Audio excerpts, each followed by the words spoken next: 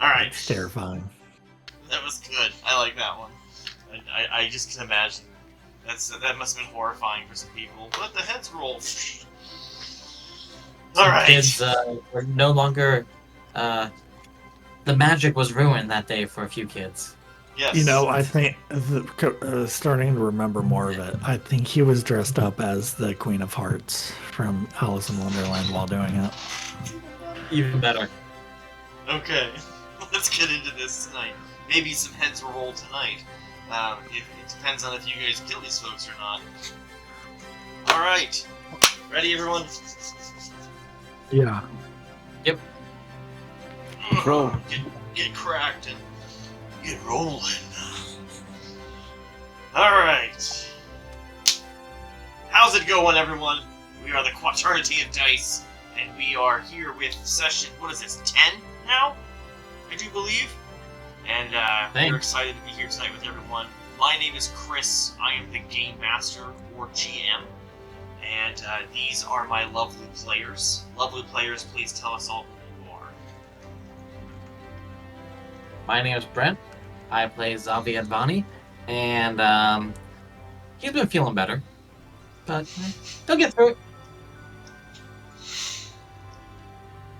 Who's next? I'm Abby, and I play Kaya Vespagen, and things are great.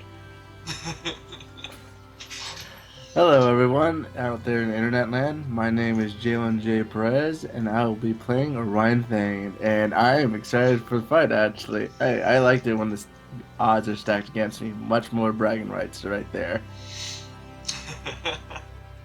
My name is Blake Bartlett. I am playing Toa Zora, and if these three die in front of me, I at least have 3 bodies to block the way before I can run away. I don't have to run fast. I just have to run faster than you. Stop chasing those body out. I just spray them with a water gun, practically. Here you go. Alright, viewers, so we are playing Pathfinder 2nd edition, primarily using the remastered rules. Pathfinder being a fantasy tabletop role-playing game. We are using our own homebrew world, called Engliria, and there will be a series coming out, I think actually next week or so, that I'm going to have videos start coming up that's going to tell you guys more about that world.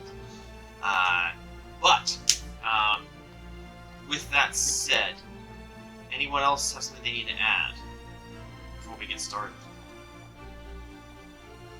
No. I don't think so. Besides just mentioning, there are sometimes we might make mistakes on rules. We might overlook something, or I might make a bad ruling, or I might forget something, and that's totally okay. Mistakes happen.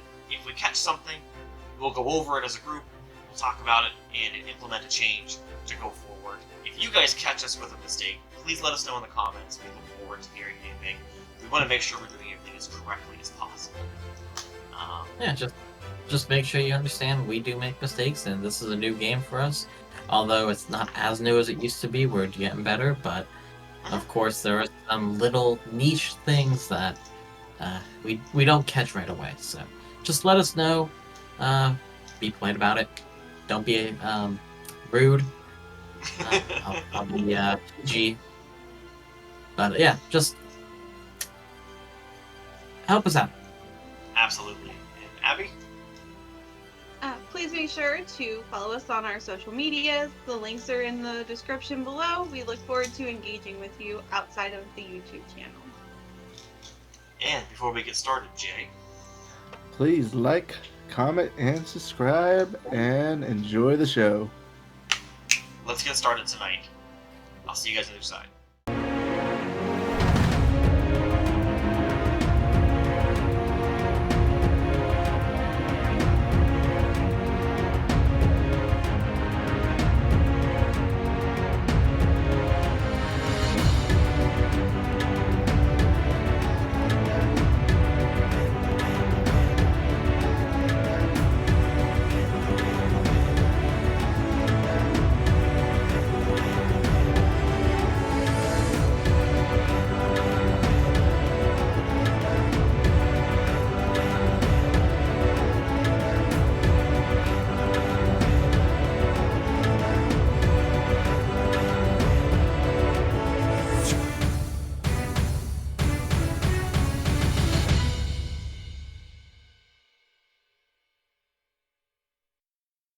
Alright, and we're back. So last week, you guys further looked into the disaster that was happening at Hook Handle. You guys did a few things around the area, but primarily put your focus on the Harbor Master's office. And I noticed there was some strange things going on there, in terms of finding various bits of mail or notes that were just showing that this city has some weird things going on. Also to mention that Orion had found a secret hatch that went further underground in her basement, the Harbor Master's basement. And so, after finishing things up and being okay on the outside, some new guard would come to help, you guys actually just descended down into this hidden hatch, as well as, told each other about what was going on. And I think you also told, maybe a little bit against your will, or earlier than you thought you would, told Toa who you were and your real story. But now you guys are all on equal ground in terms of truth about each other and how much you know. But so you guys descended down into this hole and found some interesting stuff. You found this tunnel was used by smugglers, and it brings stuff underground with a tunnel that connects to the bottom of certain ships that Toa had found evidence of. There are certain ships in the fleet that Sven owns that have a hidden hatch that can open on the very bottom of the boat, and they can bring in contraband that way. But you guys have found evidence that this tunnel was the primary use for that. You guys decided to follow it a little bit more and found that there were other buildings potentially that were connected to this tunnel system. Specifically, you found a notable inn in town. Not the one you're staying at, but a different one. An inn that was noted in a very interesting book you guys found while up in the Harbor Master's office. And that would be the Journal of the Harbor Master. And through this journal, you find out that the town has some problems. You found out that there's election fraud. You found out that Sven is actually connected to the problems in this town. And you found out the Harbor Master herself, Megara Robin, is the one mostly to blame for what happened. She had been dabbling in making her own arcane objects, her own magic items, and they weren't very well put together because she's not a good crafter.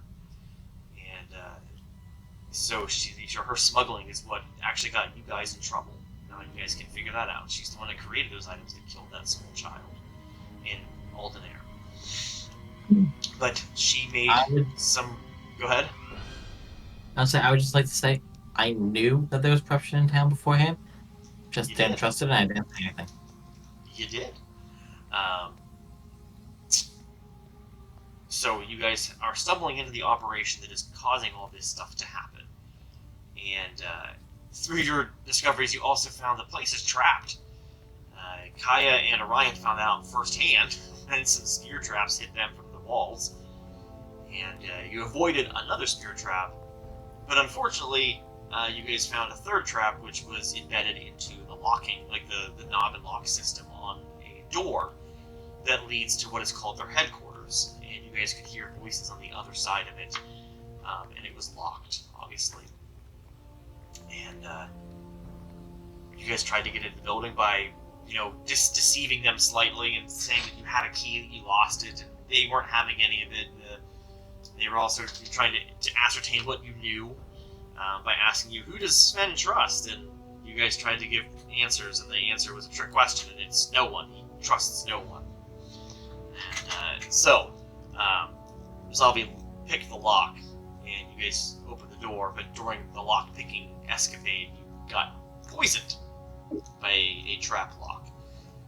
Nonetheless, you open the door and burst into what seems to be the main part of their smuggling ring. And now they immediately want to fight you.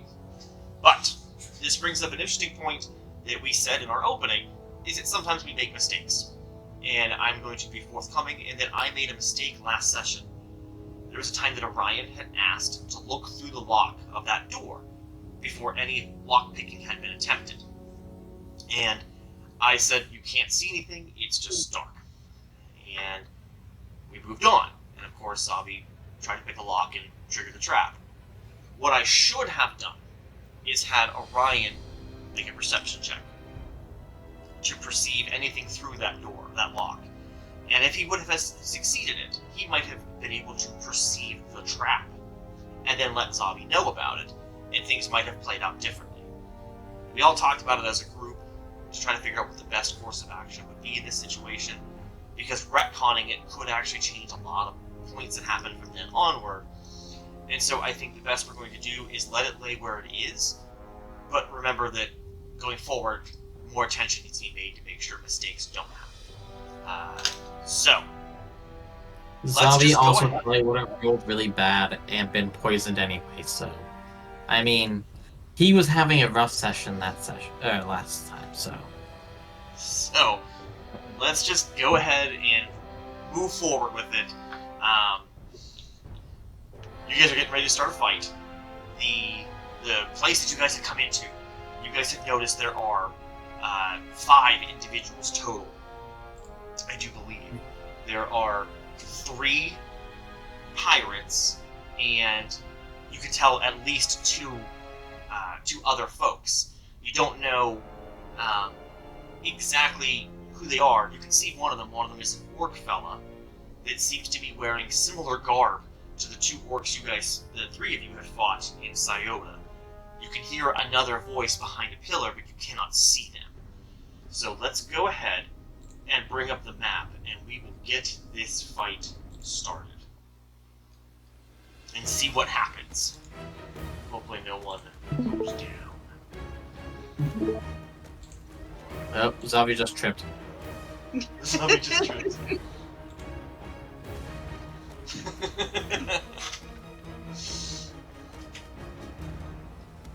Alright. And here is our map, what you guys will see. Now the 4 of you, if you guys want to have your positions put somewhere different at the start of this, that's totally fine to me. It makes sense that you guys would be in some different position. Although the 5 enemies, they are where they are. Actually, I'm going to say this guy would be a bit different. He'd be a little bit further back so far. Yeah, because he was running to this. Correct. Whenever you guys had opened the door, this fella here decided to take off running, and towards this desk that you guys see over here. And these fellas over here were told, burn it, whenever they saw you guys. So, where would you guys like to start your positioning? I believe I was near the back, so I think I'd be behind everyone else. The door is like right beyond the threshold in the bottom of the map here. And Okay. so, if you guys want to be just a few steps in, that makes sense to me, but it's up to you where you would like to be. I would I like mean- to be at Go ahead. G14. Gonna be all the way to G14. Yeah.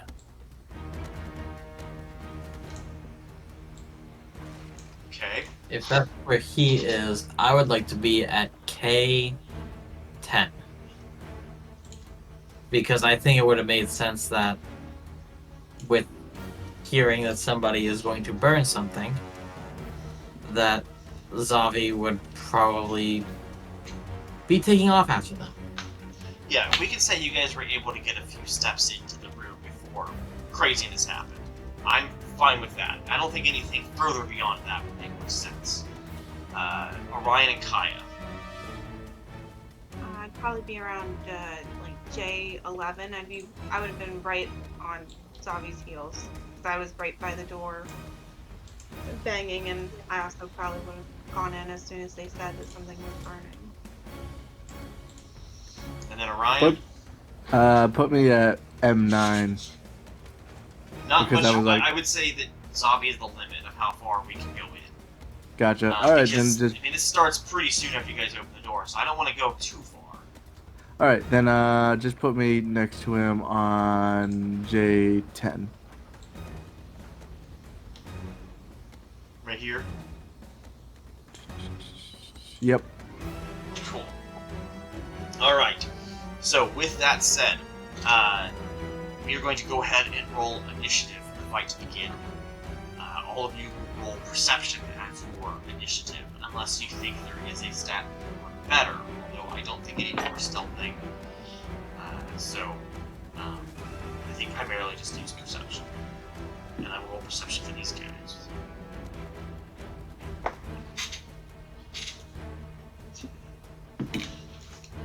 All right. And that So- would be...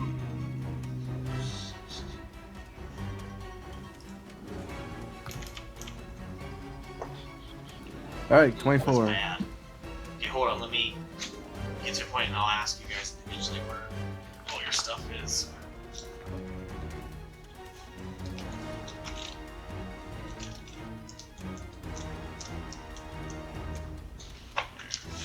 Go.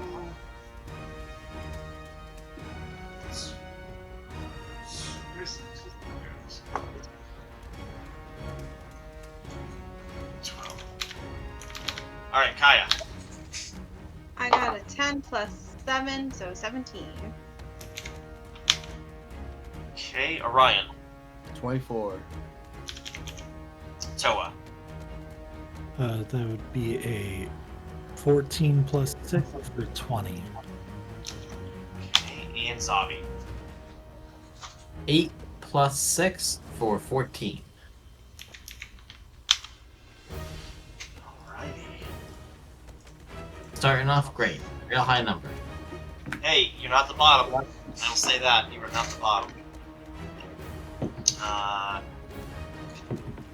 Right. So, starting us off is going to be Orion, and then Toa, then Kaya, then the 3 pirates, then Zombie, and then the orcs. So, Orion, you get first move. Awesome. Orion takes a quick glance at what the enemy is wearing. Is any of them wearing or holding any special items that I can see offhand? With your roll for initiative being perception, I would say no. It just looked like they're wearing traditional pirate garb, scruffy clothes, a hatchet on their sides.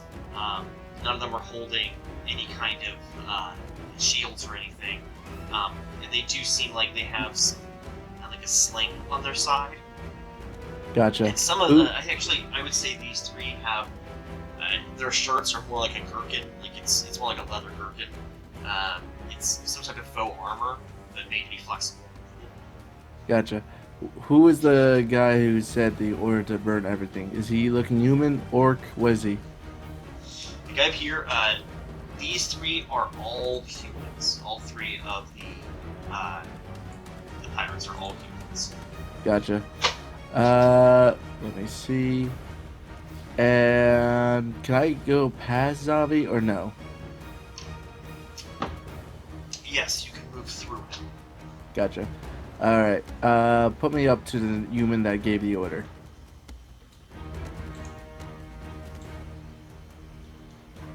Gonna be right here or one down?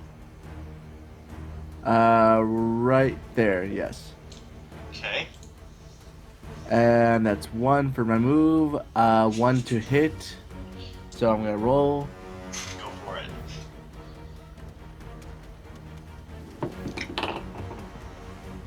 And of course it goes right underneath my computer. 1 second.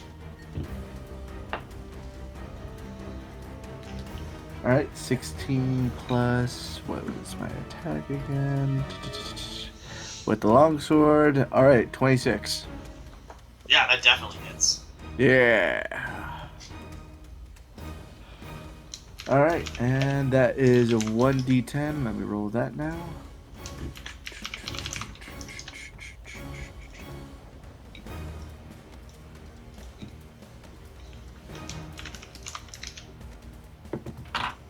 Nice. Alright, so that's going to be 8 plus 4. And yeah, that's 12 damage, and then I raise my shield. Alright, perfect. Right. Toa, your turn. Yeah. So, first thing I'm going to do is kind of motion with my hands, and a bit of a water jug that's on my side pops open, and I cast my feat of hydraulic deflection. I bring up my wall of water near me. And then I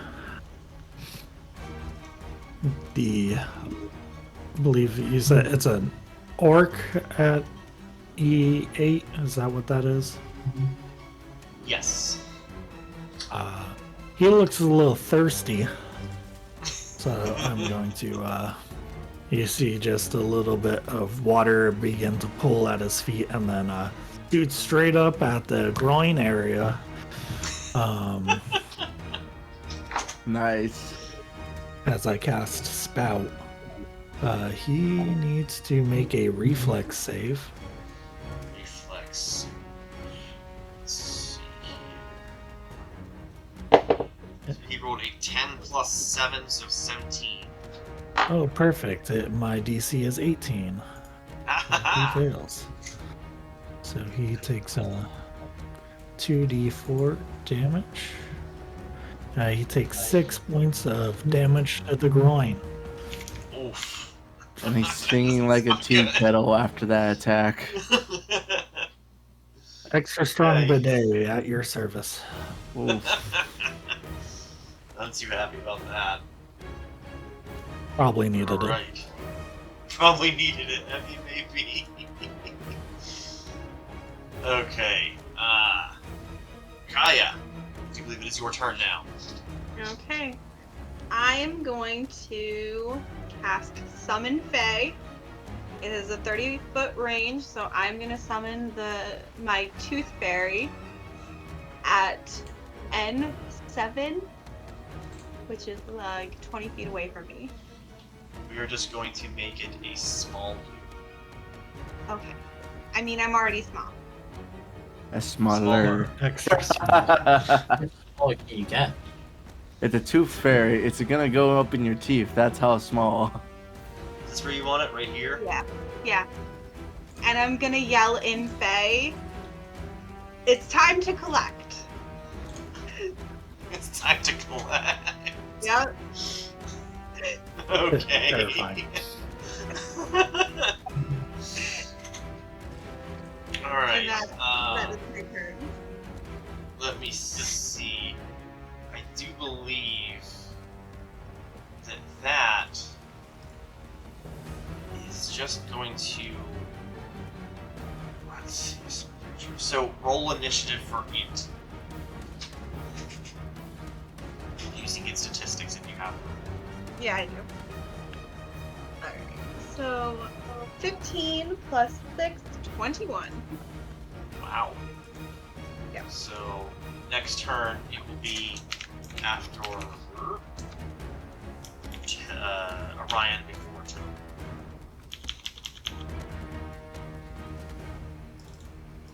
Alright. That was 3 actions, wasn't it, for that spell? Yeah. Alright, Pirate's turn.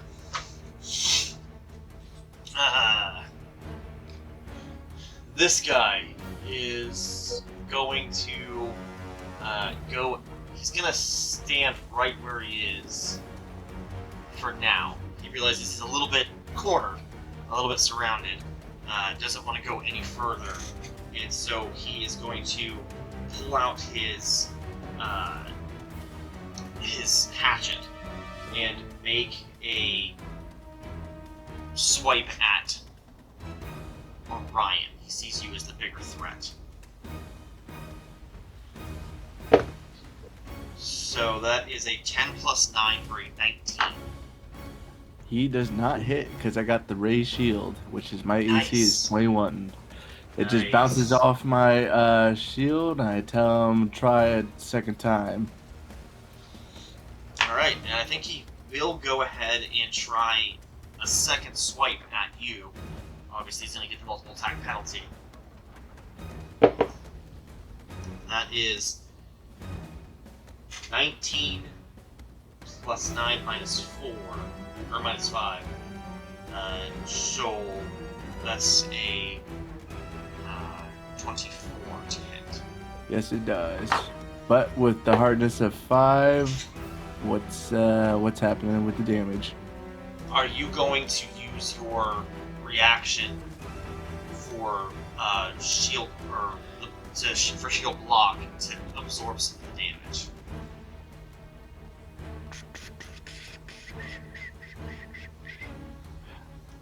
Right now, Because if you don't use that reaction, then nothing happens. But if you use the reaction to absorb the damage, then your shield will take some of the damage for you.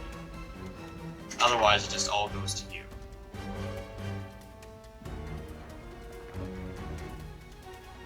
let me see. I'll take some of it, yeah. So you're just going to take all the damage, or are you going to use the shield block? I mean, as in use the shield block, sorry. Okay. So, your shield gets snapped into position. Each taking your... Okay, so you take your... It takes you... prevents you from getting damage up to its hardness value. Yep. So, you roll the damage. That is 6 plus 5. So 11. Reduced by 5. So Gotcha. it's 6 damage. You and the shield both take 5 damage. Gotcha.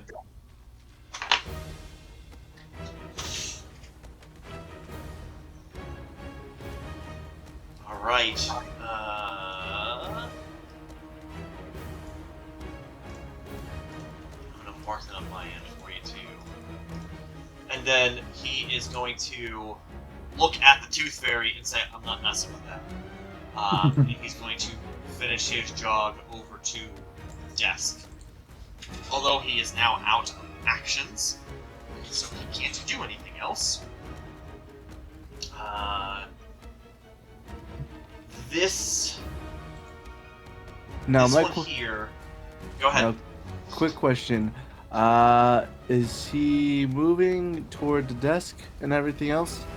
Yeah, he's at the desk now. Is he smaller than me, or is he the same height as me? About the same size as you. Maybe All like right. a couple of inches shorter. Then I am going to activate aggressive shield block, and this activates when they attack me while I have the shield raised. He either has to... Let me see. One moment. He either has to choose... Either he gets set up off guard, or he becomes moved. That's a good one. That's a free action there. Let's see. Yeah, that's a good one. I think in this instance, he would choose to be off guard because he doesn't want to be moved away from where he's going. All right then. So he's Off got guard. off guard condition until next turn. He's going to go ahead and take his move over to the desk. Good call. That was good. This one here is going to pull his sling. And he's going to take a swipe with it, like an action at Zombie. And oof. That's a nat 1 plus 9 for 10, so I'm guessing that doesn't hit. Oh, you'd be surprised because it doesn't hit. Awesome. He is going to look at it and go, ah, shit, and put it back on his belt, and then use the interact to pull out his hatchet, and then his last action, he is going to turn to the boxes in front of them and start hacking at them. This final guy here, he is going to...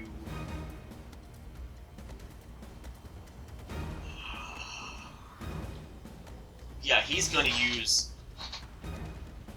all 3 of his actions to break these boxes. In front of these crates. Awesome. Trying to attack them. Quick question for you, Chris. Since the Yes. guy that ran away from me, do I get a chance to react and hit him, or no? You Or used your reaction to for the shield block. bingo. All right, just double checking. Okay. He smashes the 2 crates immediately in front of him. Alright. I do believe that it is now Zombie's turn. Yes, I do have one question before I do anything, just because I want to make sure I'm reading it correctly. So, with my 1 feat, twin feint, I just want to make sure I use that, but I still get the 2 attacks with it, correct? Because the wording of it is, you use an attack with 1 weapon to distract your foe from a second attack coming from a different angle. Or coming at a different angle. Make 1 strike with each of your 2 melee weapons, both against the same target. The target is automatically off guard to the second attack. Apply multiple attack penalty to the strikes normally. Yes, so it takes 2 actions to use, but you get 2 attacks out of it. And so you'd apply the bonuses and damage from each blade. So if you have your sword cane in one hand and like a dagger or something in the other, then you can do that. Yeah, because running in, Zavi would have pulled his rapier out, but of course holding his sword cane because he always does. So, in that case, I'm going to use my movement, and I don't feel like I can get over to the humans over there. And this might be a bad idea, but we're gonna try and see. I'm gonna go over to the orc that is at E8 that just got hit in the nuts. Alright, where do you want to be standing? F9. I think that's 25 feet.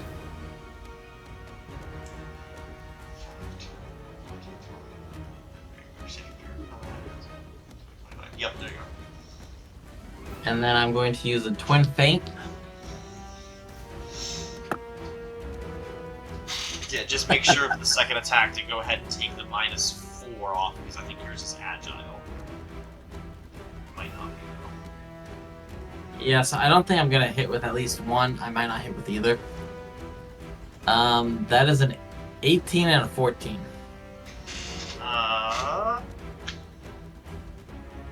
The one that you hit with an 18 does hit.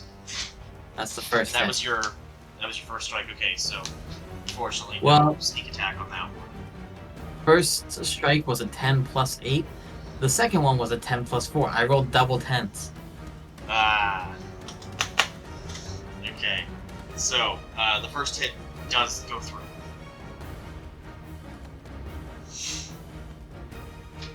At least it's 5 damage.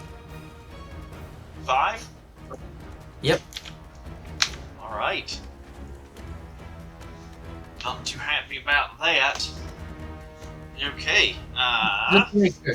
He wasn't off guard after being hit by the other attack, right? don't think so. I don't think Spout makes someone off guard. Let me check it. Just wanted to make sure. Only if they critically fail, they can become off guard. That's a good thing to check. Thank you for letting me know about that. Yeah. Okay, Orc's turn. So the Orc in front of you, I'm Zombie, not is going to... Yeah, he's going to hit you. And he has an item known as the neck splitter. Weapon he's going to hit you with. So he Good raises knowing it you, high. Zombie. 18 plus 7. So 25 to hit. That just barely misses. Yeah. Nah. Yeah, definitely hits. Oh, god damn. That's 14 slashing.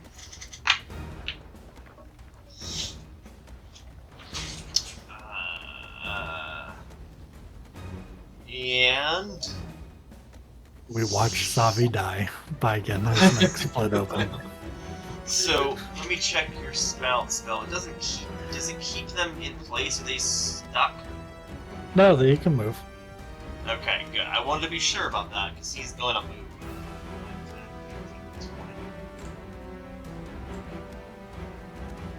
And he's coming down to you, Kaya.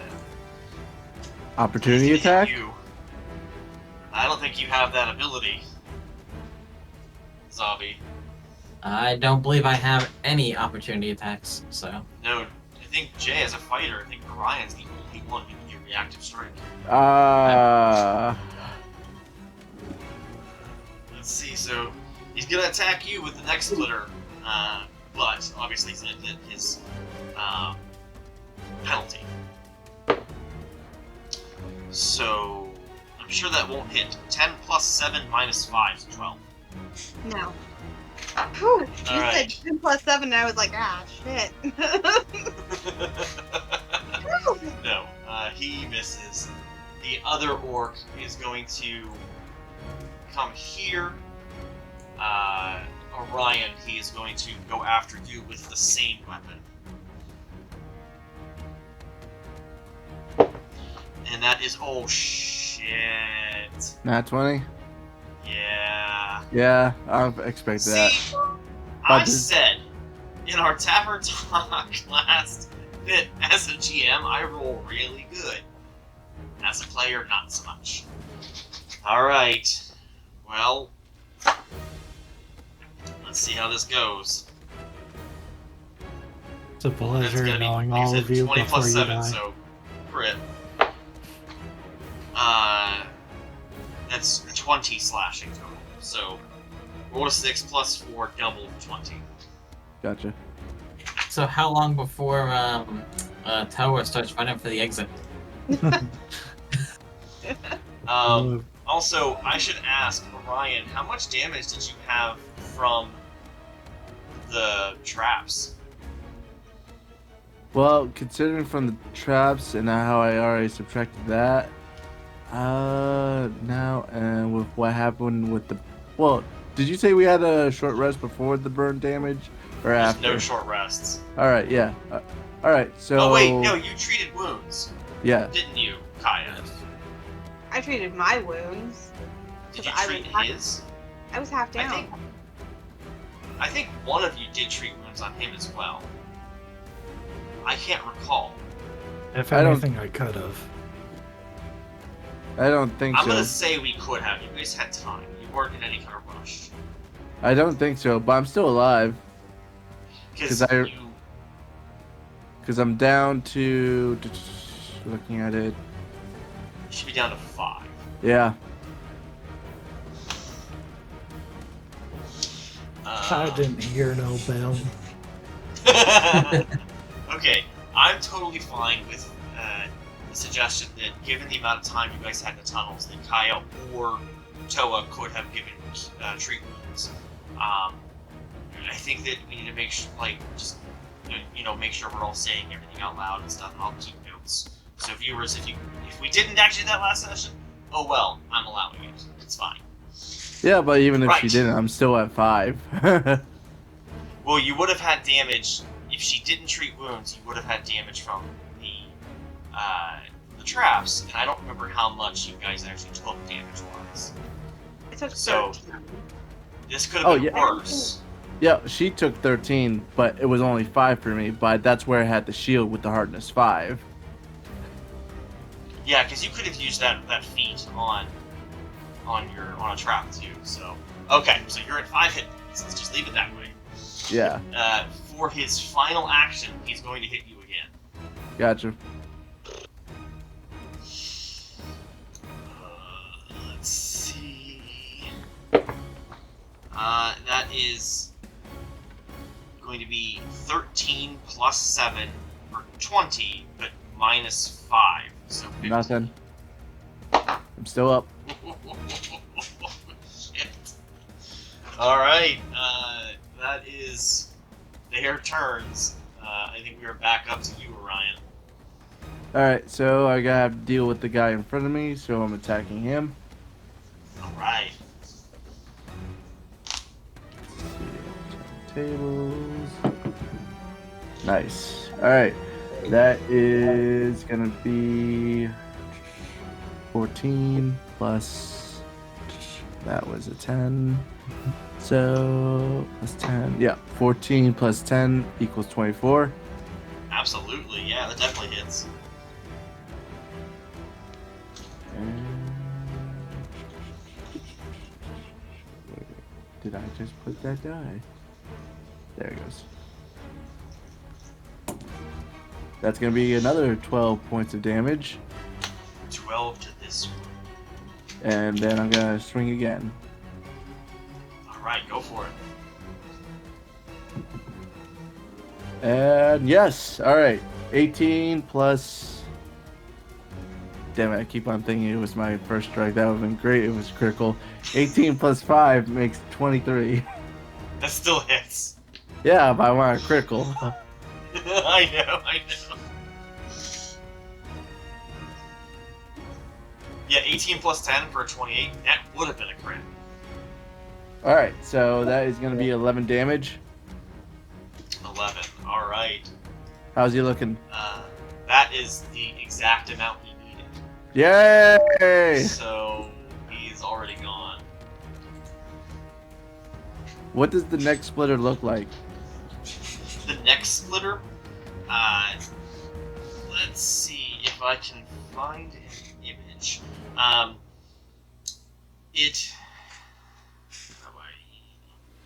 do I describe this?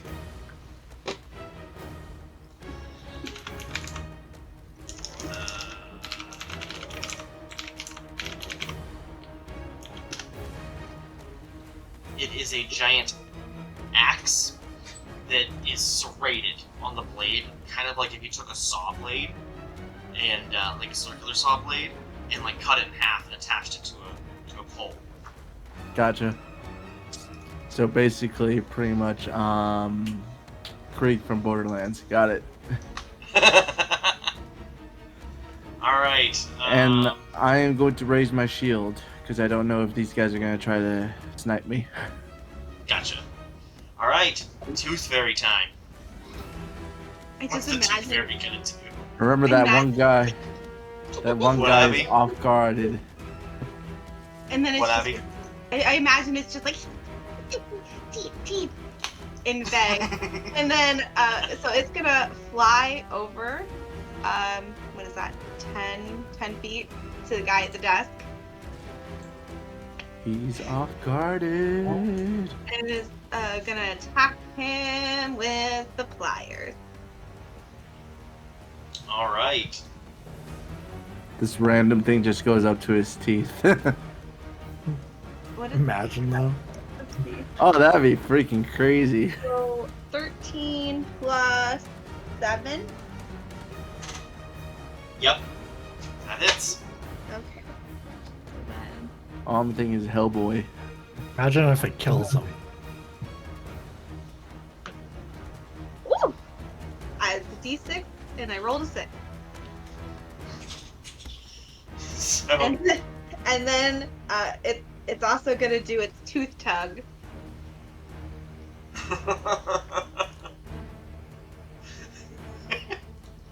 So That it, just Alright. sounds real.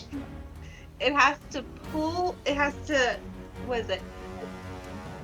It rolls a thievery check against the creature's fortitude DC. Oh. So is that you rolling the thievery check then? yeah, you'll roll the thievery and I'll roll a fortitude save. That'll set the DC. So he rolled a 15 plus 7 for 22. Holy. Does the off guard help her in any way for that? Actually, I think so. There you go. I do believe it would. Because it actually might change the outcome.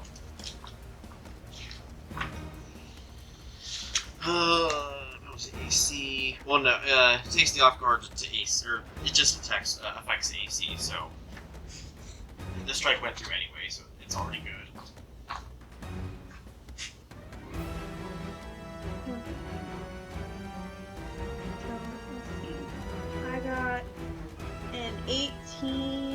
plus what's it, plus 6, so that's 24. So yeah, that's 2 higher than his. So it's a success. What Okay. happens? Let's see. It says on a critical success, the tooth is pulled out, but I think it just has 2 persistent bleed damage. Yeah. So at the end of each of their turn, at the end of each of his turn, he'll take an additional 2 damage. Right? Is that what it was? Yes. Dealing 2 persistent bleed damage. So every one of his turns, he takes 2. That sucks. Yeah, even if I failed, it would have still taken the 2 bleed. It has to be a critical failure for it not to take any bleed damage. Yeah, that's rough. So it was 8 total. It was You rolled a 6 on your d6 roll, right? yes. So it's 1d6 plus the tooth tug. Yes, so it's 8. Wow. Then. So this pirate sees this tooth fairy come floating over with pliers, like, and he screams. He's just, And as he yanks his tooth, he just screams bloody murder. Although looking into his maw, does not have the greatest teeth, so this actually might be doing him a service. Okay, because if he pulls out a tooth, they have a -1 to all their charisma save, checks. Until they either get the tooth back or they get healing. That's some scabby for rough. you. That's scabby right That's there. Alright, so that's... Wow. Now, does the tooth tug, is that... Yeah, so that's an action on itself, so Yeah, that's so all it's its done. actions. Yeah. Alright, Toa, your turn. Alrighty. Wait.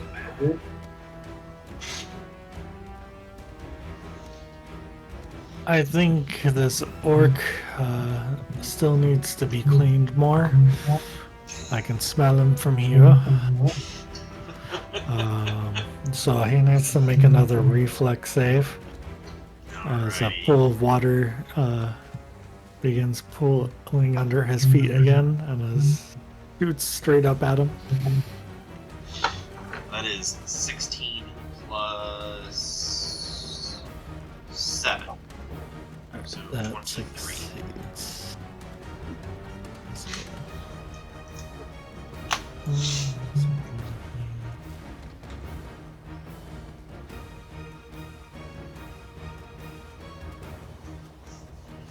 Alright, so he takes no damage then, it seems. Okay.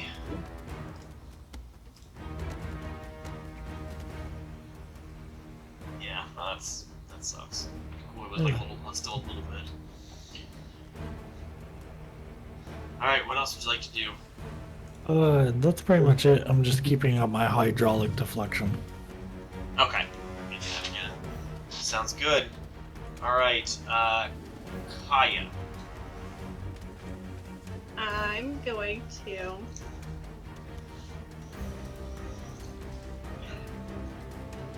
It doesn't say that my ranged spells are at disadvantage because they're close, right? I mean, I guess there isn't really disadvantage, but No. it doesn't say if they're so close. Double check if there's any kind of penalty to having too close. I don't remember reading anything.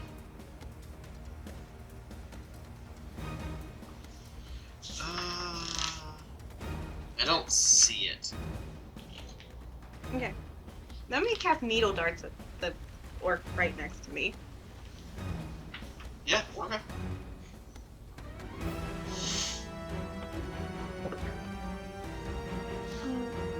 Yeah, all it says is that if you have a spell that has a range, the target must be within that range. So right up against it, that's within the range. Okay, so I got a 12 plus 8, so that's a dirty 20. That's on the orc. Yeah. That is a hit. Okay.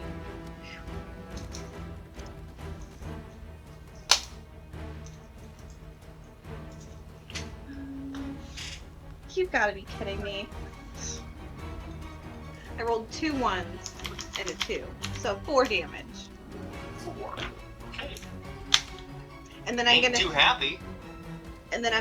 sustain my Tooth Fairy. Okay. My question with the Tooth Fairy is,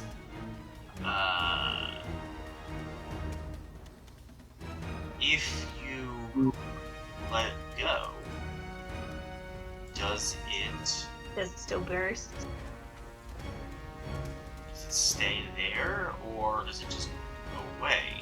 Well, it says it's sustained up to a minute. Yeah, So you have to remain concentrated on it. yeah. I'm curious about that from later. Alright, cool. Sounds good to me. Alright, Pirate's turn. These guys... This one that got its tooth yanked, he is going to turn around and just wail at the Tooth Fairy as hard as he can. He's not too happy about having dental operations done on him. He does not have any insurance, and so that will be very expensive. So he's going to take a slash with his hatchet, and that is an 11 plus 9. Yeah, its AC is 15. Okay.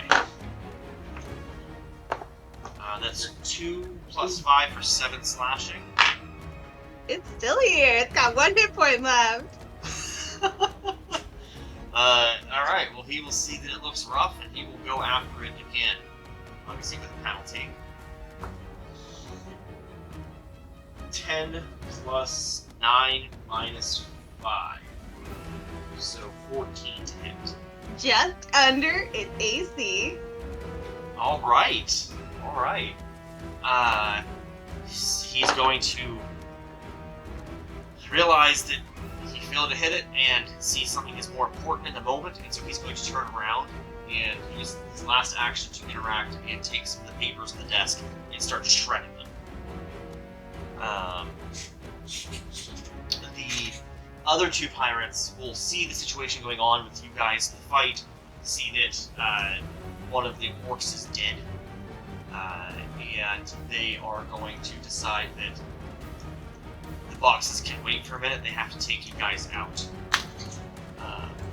So this... Go ahead. I was gonna say, don't forget the 2 bleeding damage. I have. Well, that'll happen at the end of the turn. So... Yes, this one can get right up to me. And he is going to attack with a hatchet.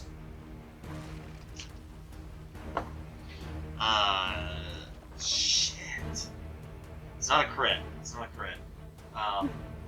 17 plus 9. That still hits, yeah.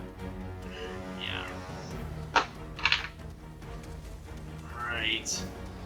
Well, this was unfortunately going to do something. The minimum that can be rolled is a 6 for damage.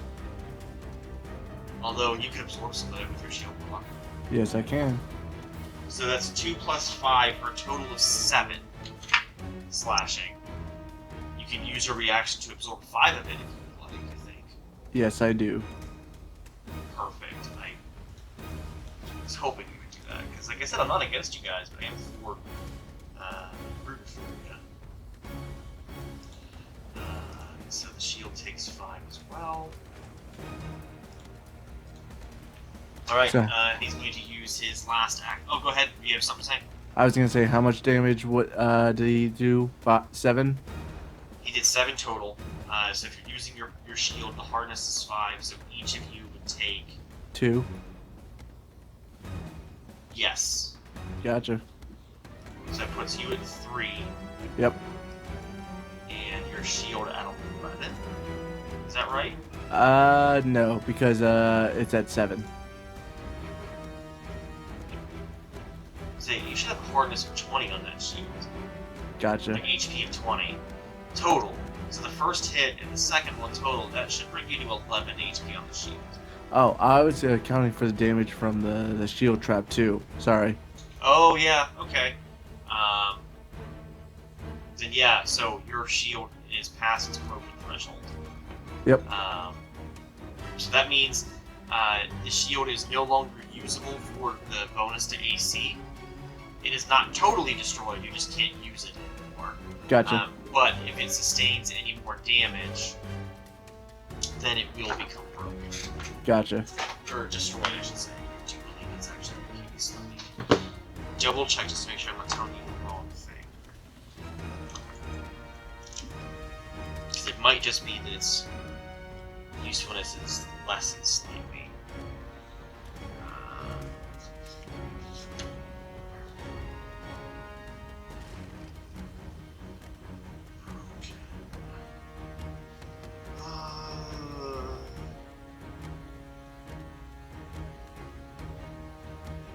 Okay, so yeah, it's simply broken right now. Just can't be used any further, but not destroyed. So it can be repaired when you guys are done. Got it. Alright, his last action will be to attack you one more time, obviously at a penalty. Gotcha.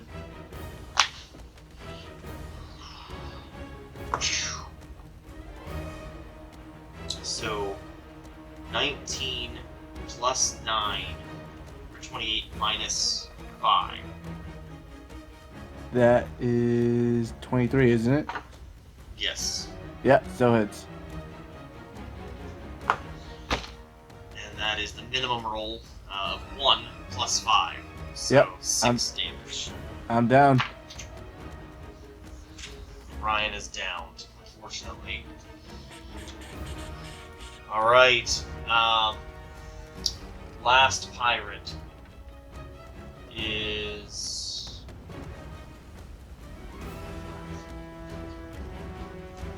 5, 10, 15, 20, 50. Oh, that sucks. Oh, that's... Ugh. Yep, that's all I can do. That's all I can do. The other pirate is going to... Yeah, he's gonna have to use 2 moves. He's gonna get up here, and he's gonna go after this thing just to free up his friend, so they can all be kind of together a little bit.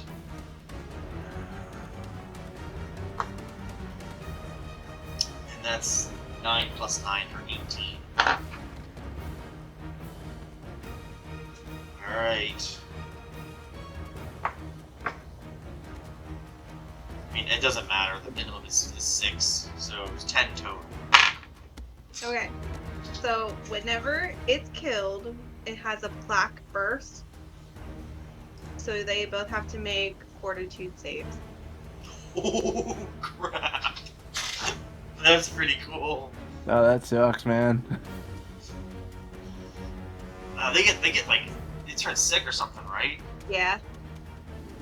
Alright, so fortitude save of the one that had his tooth pulled is 13, Fail. and the other one is 5 and 7, so 12. But they both They failed. both It failed. was a DC 16. So they're both sickened 1. Alright, this is a fun little creature. Wonder if we're gonna see more of that. Status penalty equal to the value on all checks and DCs. They can't do anything. They can't drink anything or eat, and I think they have to attempt to retch to get rid of the second value on their turn. But they have to wait till the next turn. Ooh. Ugh. So they both get it. And then this one one that had been hit is going to take the persistent damage, which is 2. Mm-hmm. Yes. Okay. Man, alright. Zavi, your turn. Well, considering I cannot see anything, and granted I can hear some stuff over there, can't see anything, I am going to be going after the same orc. Okay. Um, Do you want to get to flanking? yes. Perfect, so he's off guard. Yeah, perfect. Sneak attack. Alright. I hope I'm on the right part of the screen. So the first attack is a 13 plus 8 for... Can't do math, 21. Yep. That hits. The second attack is a 15... Well, I'll see what happens with the first attack first. Makes Yeah. sense. Were you using Twin Fate, or are you just attempting to attack twice? I'm just attacking twice because I Okay. have something I want to do just in case. Smart idea. 5 damage. 5 total. Did you apply sneak attack? That was with sneak attack. Alright, so 5 total. He is still standing. Then the second one that I rolled Barely. was a 15 plus 4, so 19. That hits. For... Can't read that. 7 total damage. And if there's a way that I can hit him non-lethally, I would. Yeah, you can. Alright, yeah, he's actually unconscious now.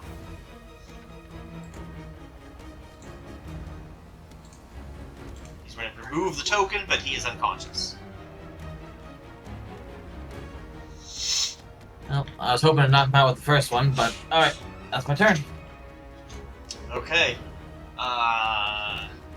Well, there's no more orcs. So we are back up to Orion. Gotcha. Death saving think throw. that yeah, make a death save. Check.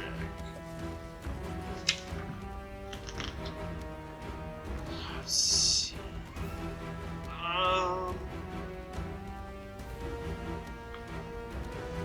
Put this up here.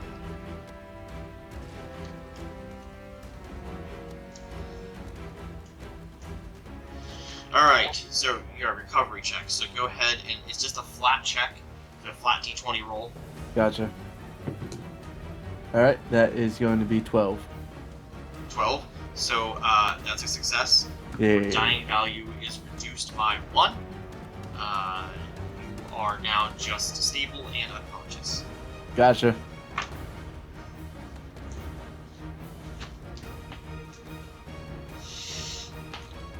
Okay.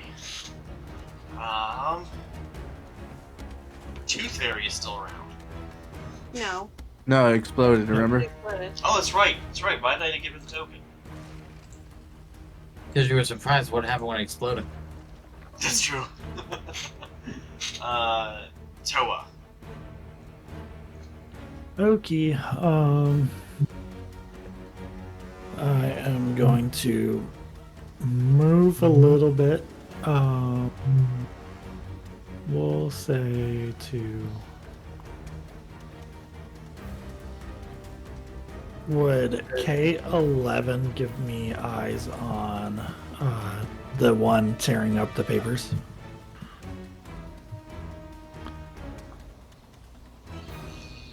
Yes. Okay, I would like to move there then.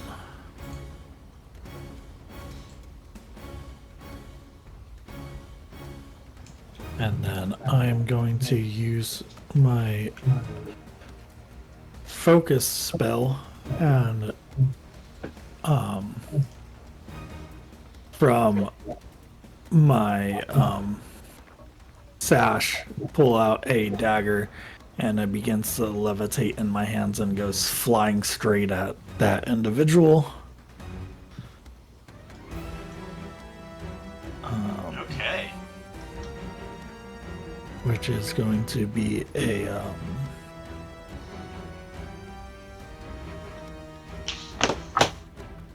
10 plus 8 for 18 to hit.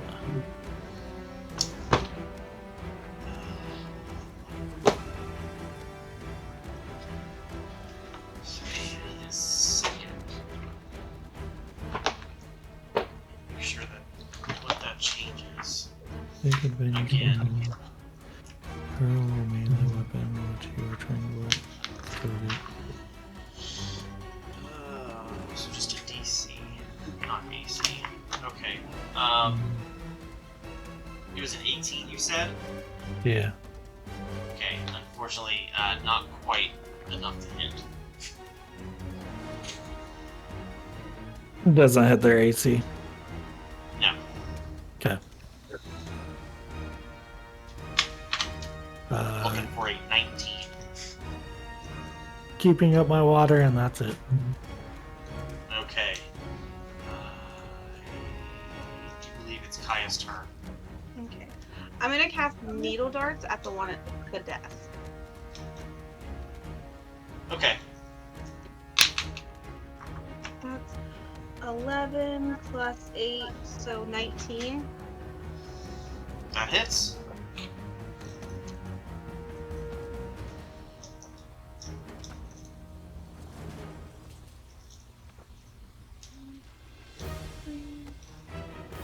Three, 1, and 2. So that is 6. 6 total. Yeah, 6 total. And then I'm gonna cast glass shield on myself. Okay, perfect. Now, before we move into the pirate's turn, there is a quick thing that I need to look up. And I need to make sure that I know what to do here specifically. I don't want to take too much time, so I think what we're going to do in this moment is we're going to cut slightly. So I can take a look at this real quick, and then we'll bring you guys back here in a few seconds, okay? So I'll see you guys here in a few seconds. Alright, and we're back. Thank you for bearing with us for a few minutes. For you guys, it was 2 seconds. For us, it was a few minutes here. I had to check a few things, and then we had an emergency in our house, so no big deal. But we're moving on. Let's get this fight finished, you guys. So it is the pirate's turn right now. The pirate up by the desk is first going to turn to the others and say, we can't let these people find the forge. Go, destroy it. And the two will look at him and say, yes, we will do that. And this one is going to use... he's going to use all of his movement to get down here. There is a door right in this area. It's not shown on the map. It's a little bit actually off. No, it's actually right here. I should have put it in, but I forgot to. He's going to use his last action to unlock the door. Because it is locked. He's going to pull out a key and unlock it. This one will use his actions to come over and open the door. And that is all those two can do. This one is going to 5. So they come down here, and he is going to attempt to demoralize. And he is going to do that on...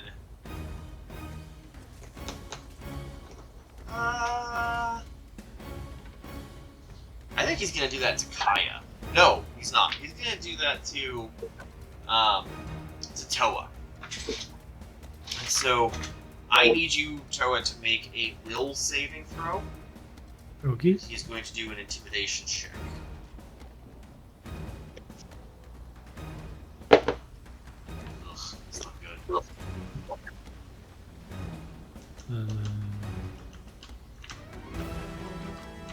That is going to be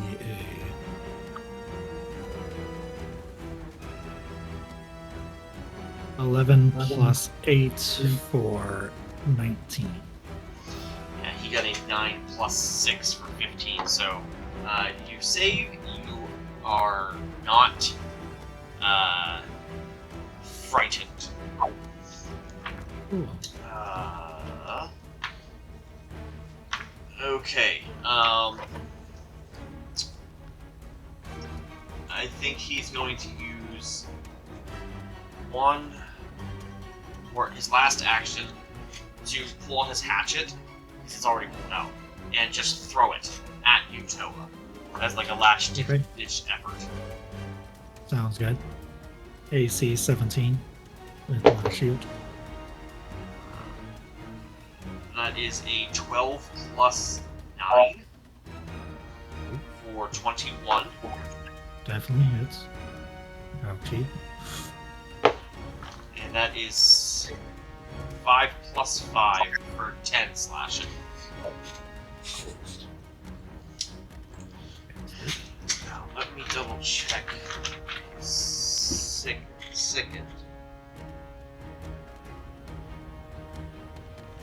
All checks, DCs. Yeah, so he should have had -1 on both those checks. But it still would have been the same outcome. Yep. I forgot that he was sickened until just now. So, with that said, it is now Zavi's turn. Alright. So, I am going to move up to him. I might as well. I'm Maybe going here to or use one Twin up? Feint again. 1 up. Okay. Sorry, I didn't mean to interrupt you. You're good. I think I'm going to use Twin Feint again. Twin Feint. Go for it. And that will be on the first attack. It is an 18 to hit.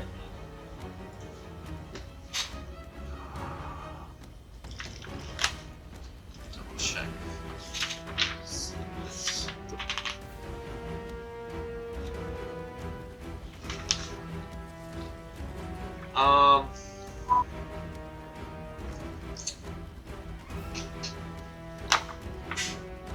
That is going to. He has an AC of 19. I do believe he was put off guard from something that put him off guard. I think it's. Is it the? Twin No, it Feint was- puts the second attack being off guard if I hit with the first one. I was gonna say it was most. I know I set him off guard when I attacked him with my when I did the shield, the aggressive blocking. Yeah, that was 2 turns ago. Unless the Two Fairy did something on top of that. So I'm thinking, did he? Did that? No. Do something. No.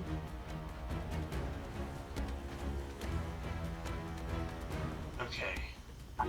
Well, unfortunately, then the first one is a miss. Well, the second attack is still going to happen. Yeah. It's, actually, doesn't matter if I hit. Use an attack with one weapon to distract your foe from a second coming at another.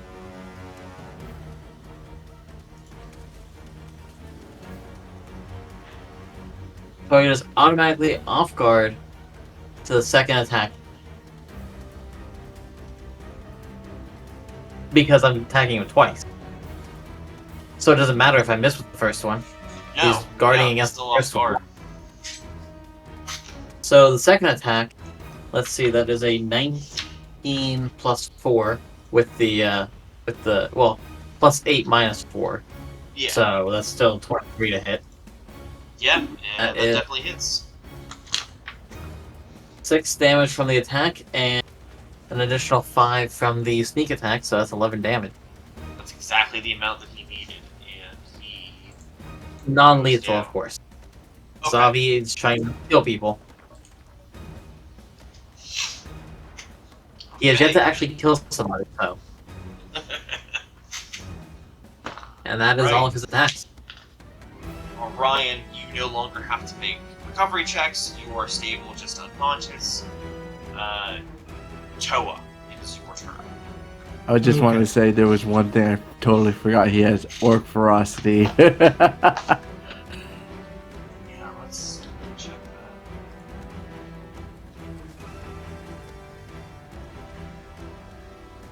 So I'm sorry, viewers. I know you're gonna hate me in the comic section. You know what? That's a good point. I should have caught that.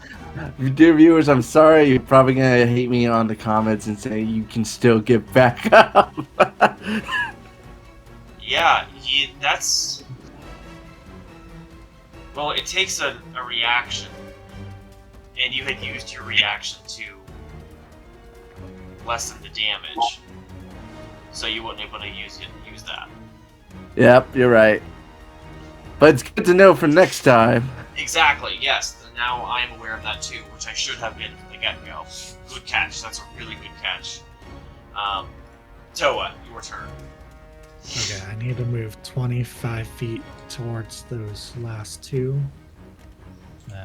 Whatever amount I can. 5, 10, 15, 20, 25 would get you here. Okay, and then crawling from my back onto the ground and moving forward for me, I'm like, go get him. As I tell Moko to run up and close the gap, not completely next to him, about going to U9, I want to say. Let's do this. Do the same thing I did for Kaya and give you a little thing to represent Moko, and I'll make sure for next time I have a token. And I'm going to kind of hold this necklace in my hand that's kind of underneath my clothing. Kind of underneath my vest, and use Drain Bond, an item, to gain my spell slot. And through Moko, I'm going to cast Chilling Spray. I believe how this works. I'm still unfamiliar with how my familiar totally works, but I think that's how this might work. If it's like other games. If not, this is a complete misstep. Yeah, you need to have a specific familiar ability to attack through it. Because I've improved. You improve familiar attunement. Yeah, so that gives you an extra ability to have on top. Okay. I thought that's what it was. If not, then I'm going to resend what I just said and change. Because I'm not someone read that. Double check. It says you have to have the it says here spellcasting ability. spellcasting. Did you give it For that? it just says wizard feat familiar. You make a pact with the creature that serves you and assist your spellcasting. You gain it from Yeah, so whenever you pick abilities for the familiar, you have 3 now. It looks like you have Wave Sense, Amphibious, and Focused Rejuvenation. Okay, so it'd be one of those that would have to change. Yes. Okay, then never mind. I take it back because I forget this isn't like the other game I play. Fair enough. And that changes some things.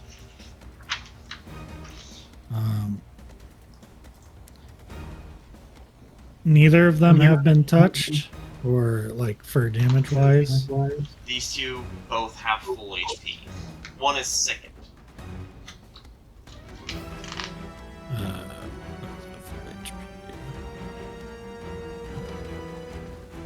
Okay.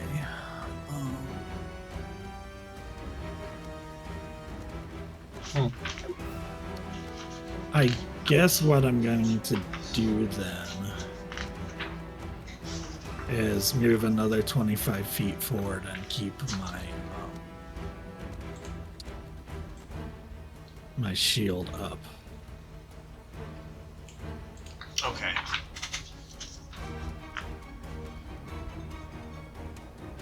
That's all I can do.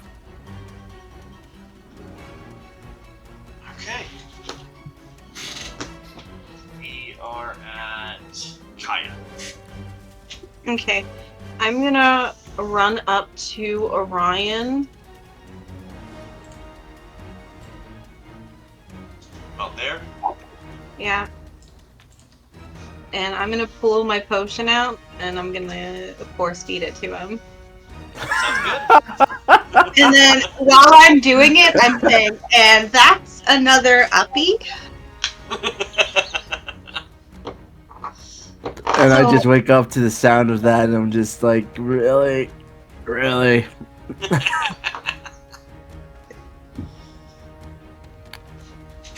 Alright, roll your hit points for the potion there, Kaya. Okay.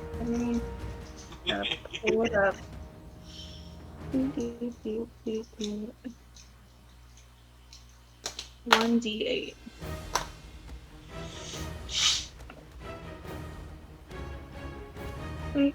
Five. Hey, that's something. Do I add anything to that? Do not think so. Mm-mm. Gotcha. No, it restores 1d8 hit points.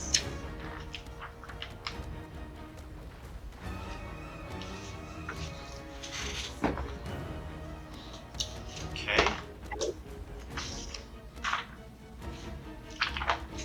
Alright, I think that is your actions. Yep. Alright, we are back to the pirates. So, both of these guys are going to look back, see that their friend is dead, and they are both now going to go through that open door and take off. One of them is going to slam it behind them. And they are, from your vantage, you can hear them skittering away. Down another corridor.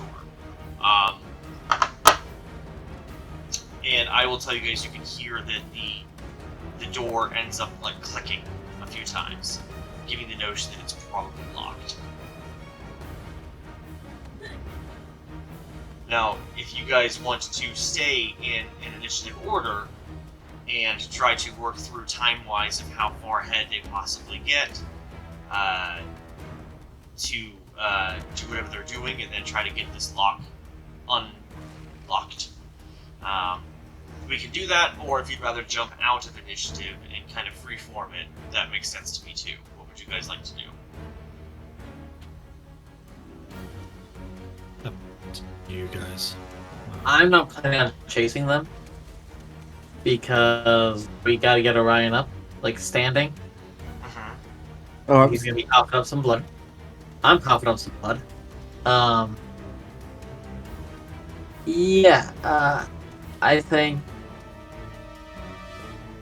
probably best let them go, but that's probably the smartest play. But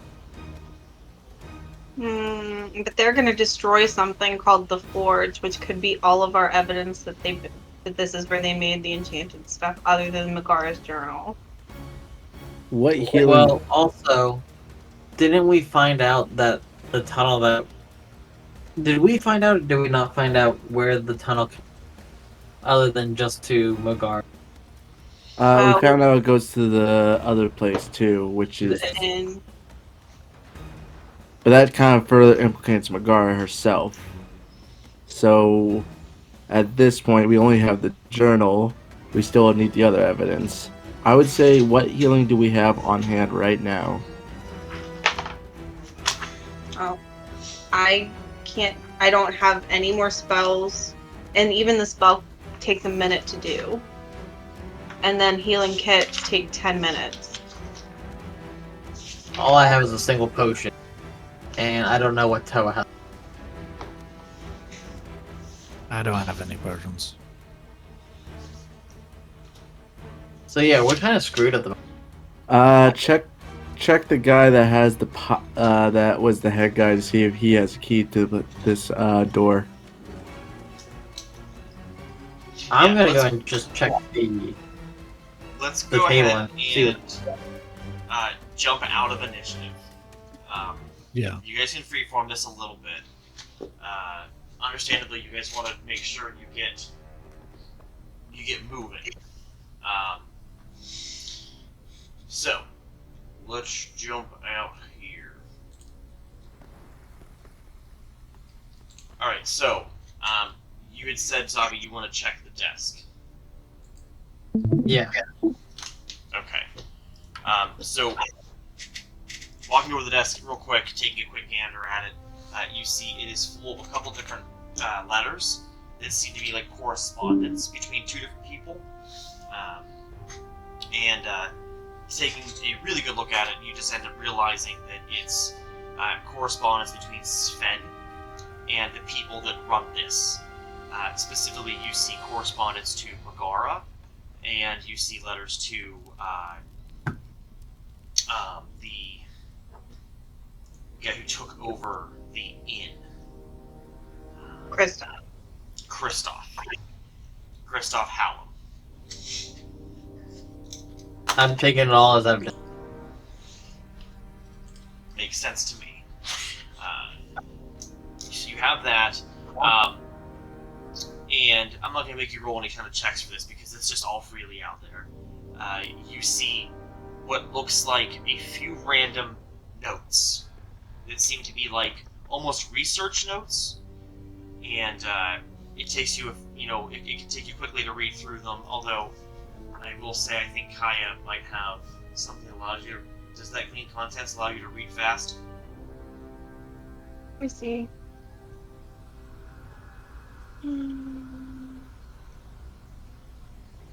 I think it's just making it so that you can see upside down.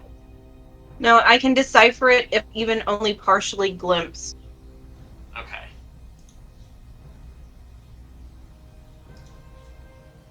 Yeah, so you might be the first person to, you might be the best person to read this stuff.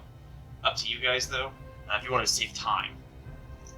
But regardless, I'll tell you both, because I'm imagining that, well, I mean, you tell me what you want to do. Do you want to go give it a try as well, see what you can glean? Sure. Okay. So between the two of you, we'll do it this way. Between the two of you guys, both kind of reading stuff quickly. Zavi, you find all the letters, and Kaya, you find the research notes. And they seem to be written about this thing called the Forge. And it looks like there's supposed to be more. With your ability, you can see there should be more here. These were taken from somewhere else. This isn't like the grand pile. And it's just like maybe 2 random pages that seem to be pulled from another correspondence set. And it says just basic information about. There's a slight drawing of this forge, and it's got a bunch of the same runes and glyphs that you guys saw in the sky. And it looks like it's written on some sort of stone etching on the ground. And the letter, or the research notes basically say that they stumbled upon this while building the smuggling tunnels and have no idea who made it or how old it is. Nor do they truly understand how the magic works. They just know that when interacting with current magic, like magic of, that they have now, it doesn't work right. It doesn't interact well. It seems to fight each other. The magic from this forge and the magic there that whoever's using it is doing, and you can quickly find out that it's Megara that is writing this. And this is how she's learned to enchant things, by messing with this thing. But beyond that, that's about where it ends for the 2 pages you found. Zombie, the correspondence you find between Sven and the people that run this organization are, it looks like invoices, shipping requests for specific items, specific quantities of items, and where to send them. It's kind of detailed. It's a pretty good manifest listing. It even says what ship is supposed to take what shipment where, and it's fairly precise. You would figure this would be something that was in the Harbor Master's office, but it makes sense that it's not there and it's instead down here.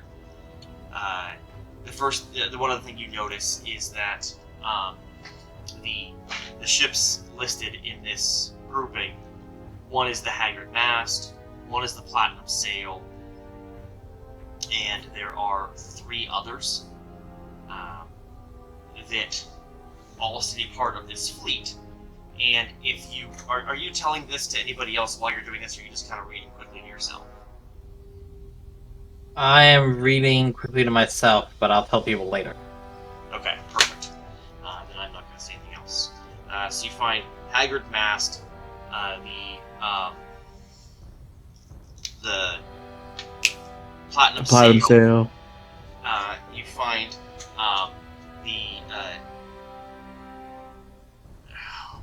where's my page on this? You find the Grand Lady.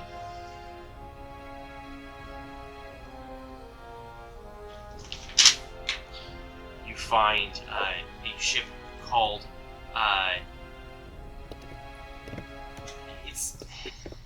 it doesn't make any sense.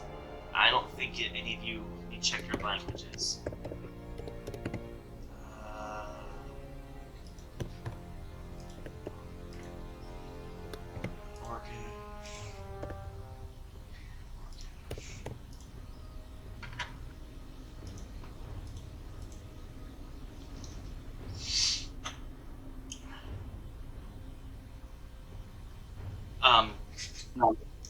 Whoever speaks Orcish, I know that would be Yo. Ryan. You find one that is a weird word that is the way it's written spells Thorumder, and that is Thorumder,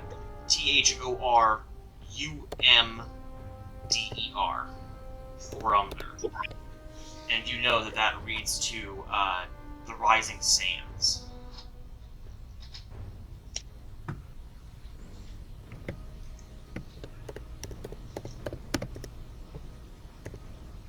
And the last one that you find is Gilded Mist.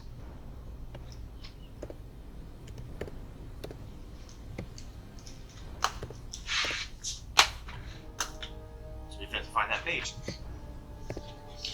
But those 6 ships seem to be the fleet that Sven uses to do this illicit trade. Looking into that, you also see that the Gilded Mist, if you can end up finding this real quick, one of the most recent entries, not most recent, but about a month old, the Gilded Mist was at Aldenair. The day that you guys had arrived. Dun dun dun.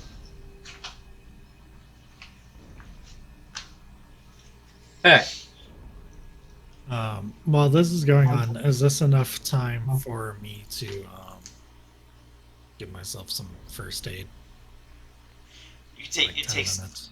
Yeah, it takes 10 minutes. So if you guys are all cool with taking about 10 minutes, that can be done. I wasn't sure how long this was going on for, so that's why I was asking first. So go ahead and do a medicine check. Okay.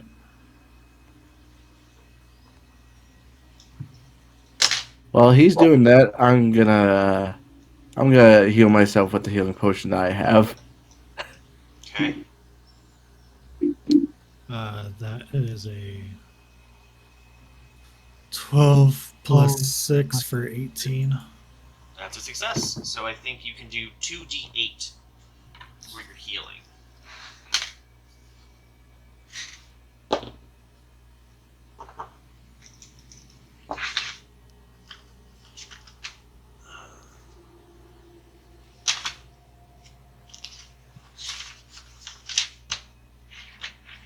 Oh, and Kaya, I'll tell you that the etching that you saw on the one page that is of this forge, it's kind of hard to kind of ascertain what it is, but it just looks like a bunch of weird arcane / occult swirls that don't match any current occult symbol that you could be aware of. With you're not like not crazy high level, obviously, so you've not been dabbling in occult arts forever, but it still doesn't look very familiar. It doesn't even seem like a way that would make sense mixing these symbols together.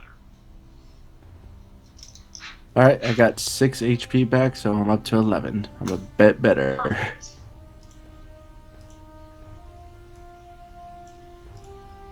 Toa, how much did you get back? I got Are you back up to 11 full? back. Yeah, I'm back up to full.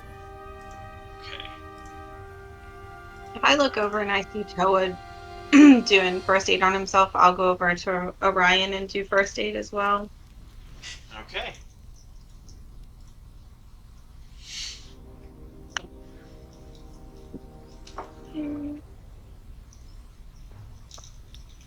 Well, Toa's doing first aid on it himself. He does not look very thrilled. He's not happy about the situation. At 10 plus 5, so 15. That's a Woo! success. Roll your 2d8.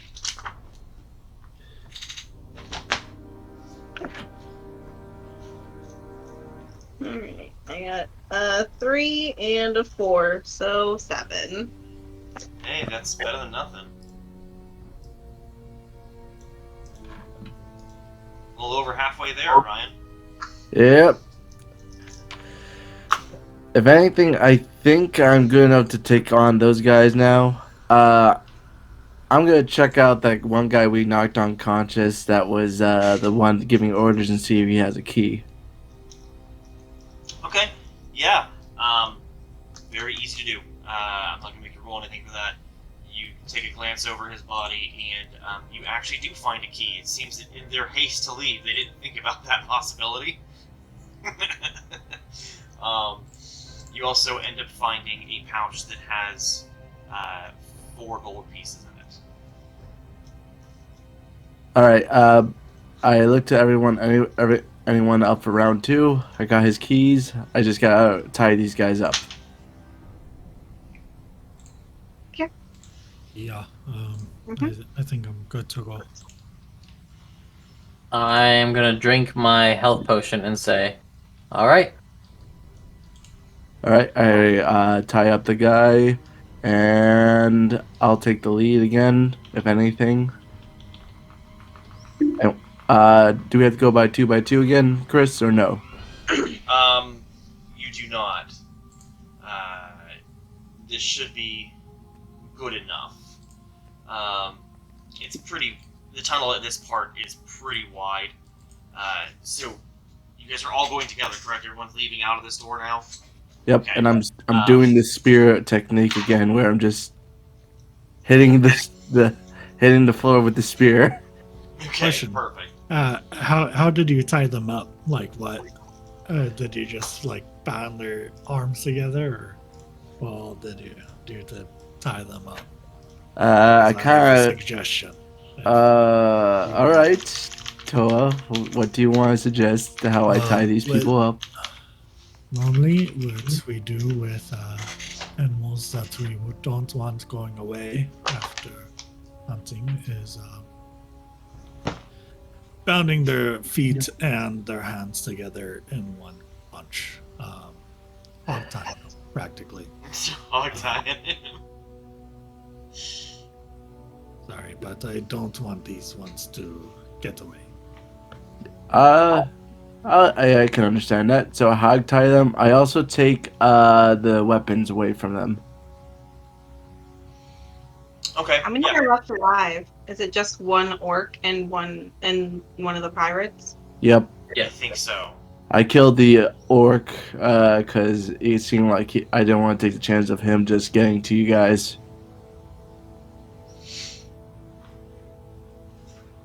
Okay.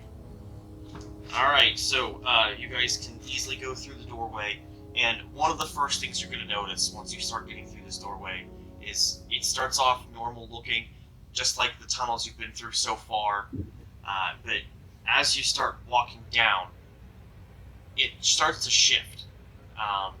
You start noticing little bits of hints of brickwork here and there, and really old looking brickwork.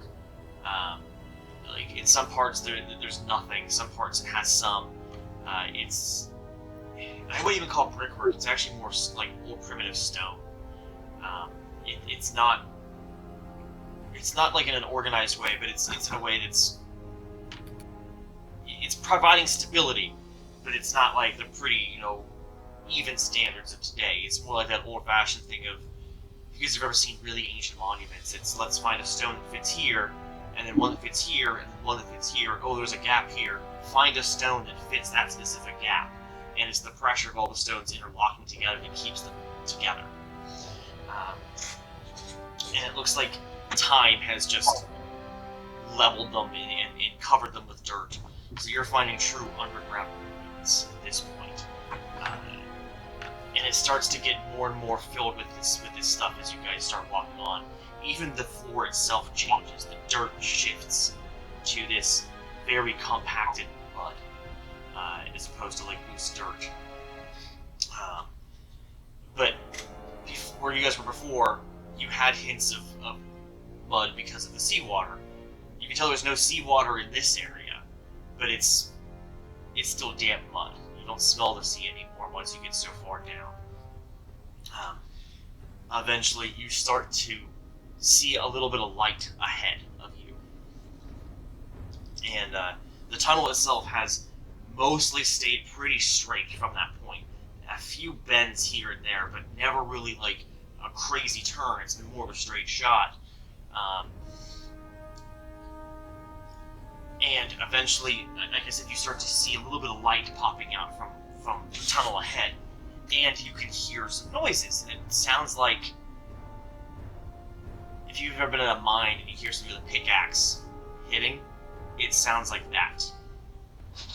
And eventually you guys come to, there's an opening ahead where you can see that the tunnel widens into a big chamber. But you see just straight out in front of you, and it looks like there's a little bit of ground, and then it dips down very far. Are you guys going to pop out into this room all the way, or do you guys want to take a few seconds to like kind of gather your bearings of what you're trying to see?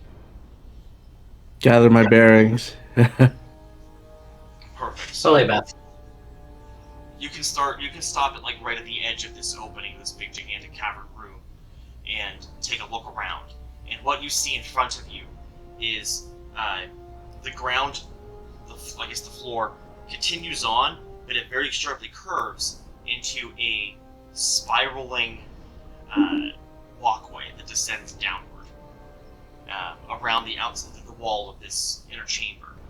And it dips down from, there's a brick or stone railing, if you want to call it that looks down over the like a ledge.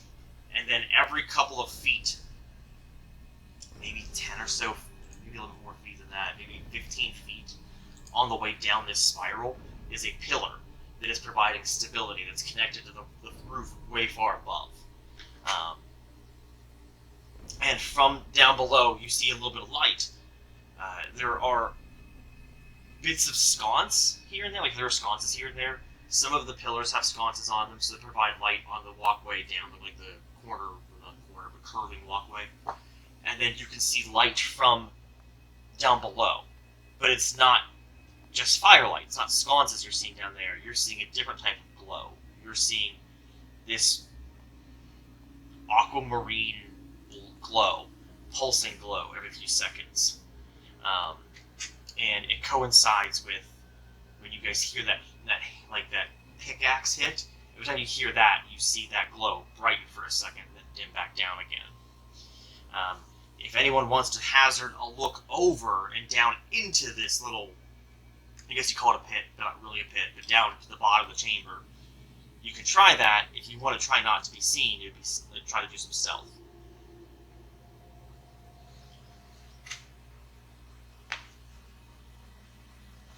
I mean,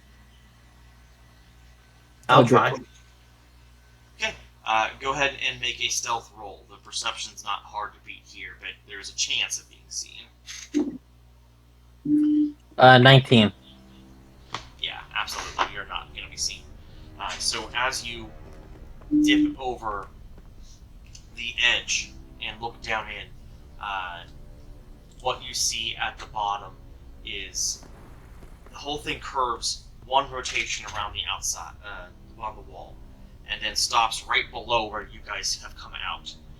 There are 8 really majestic-looking pillars in a little line, making like a walkway at the bottom of this floor, and up against the back ones that are touching against the end wall, you can see a stone, a very large, about 10 foot by 10 foot stone etching on the ground that has very magical looking symbols. Zavi, you're not a mage, so you wouldn't exactly know, but you'd have a good idea. You've seen some stuff before. Some arcane, occult looking runes and glyphs. And then next to that, to the right of that, you see it looks like some sort of gigantic gemstone. It is that aquamarine color. And it is chained. It is hovering slightly, like floating slightly above the ground. And it is chained to the ground itself at 3 different points. And it looks like it's starting to crack in some places. Around that piece, you can see a couple dead bodies on the ground in various states of composition. One is just a full-on skeleton, and then the others look like they've, not too recently, but not too long ago, have been killed. There is a cart down below as well. On the other side of this little chamber, to the left of the stone circle, you can see a bunch of enchanting and alchemist supplies, almost like a little laboratory has been set up down here, as well as a bunch of crates that seem to be full of stuff. Can't really get a good vantage from how high you up you are. Gauging how far you're up, it's probably about, I'd say you're about 100 feet in the air, like 100 feet above that chamber from where you're at, looking down. It looks like the 2 pirates that you guys had gotten away. They are down here. One of them is the one that is taking a pickaxe to that crystal. The other one seems to be over by the crates and is going through stuff and trying to put everything together consolidate into 1 or 2 crates. And then there is a third person down here that you didn't see before because they have been down here the whole time. But you can immediately recognize what they are. They are wearing armor, and it is an armor that, because you've been in town a little bit, you recognize. It is a hook-handled guard. And they seem to be looking through a book that is in front of the stone circle. And seems to be yelling at the other 2. If you want to try to get a listen, actually, you know what? With how the echo is in here, I think you can hear exactly what he's saying. It is definitely a guy for this guard, and you can hear him say, "Get rid of the crystal. They don't need it anymore." And the other one, grab everything we can. We can't leave any evidence. And then the two pirates say, we don't know if they're coming, but we locked the door behind us. And the guard says, if they are still alive when we get back up there, we will kill them anyway. And that's about all you can hear at that moment. Does it look like there's any other ways out of this place? Like that Not we from can here. tell? Can I Zavi, you wouldn't be able to see that. can I ask Toa in a hushed voice, like, do you know who they are? That particular guard? Well, are you all looking, or was it just Zavi?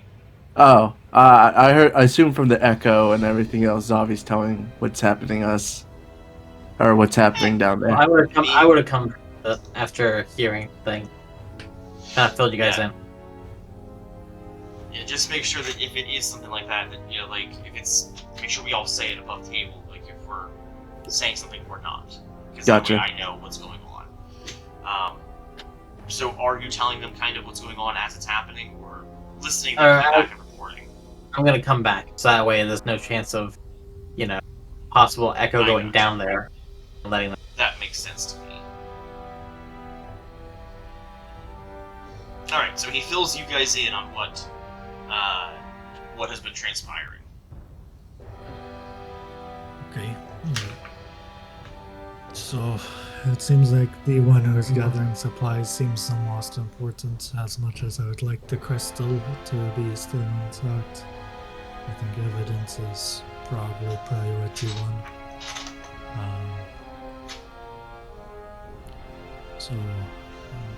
But I mean, it's not super surprised that the guards are involved. If we've had noticed that there has been some sort of corruption going on to begin with. So, Do you recognize the guard? I He never saw the. Yeah, I wouldn't know. I was the only one that saw the guard. But I might know them if we get hold Alright. of them. If they don't have another way out, we should trap this area, so that way we can take care of them if they're coming back up. Because they said coming back up, they will kill us if we're still there, if we're alive. That is So good. either we set a trap for them, or we take what evidence we have, as well as the knowledge that we have, and we try to stop them another way. I don't think it's smart for us to go down there. No, We're all a little beaten up. We also don't know what happens if they break that crystal. They don't know what happens if they break that crystal. That is true. Explosion is definitely a possibility.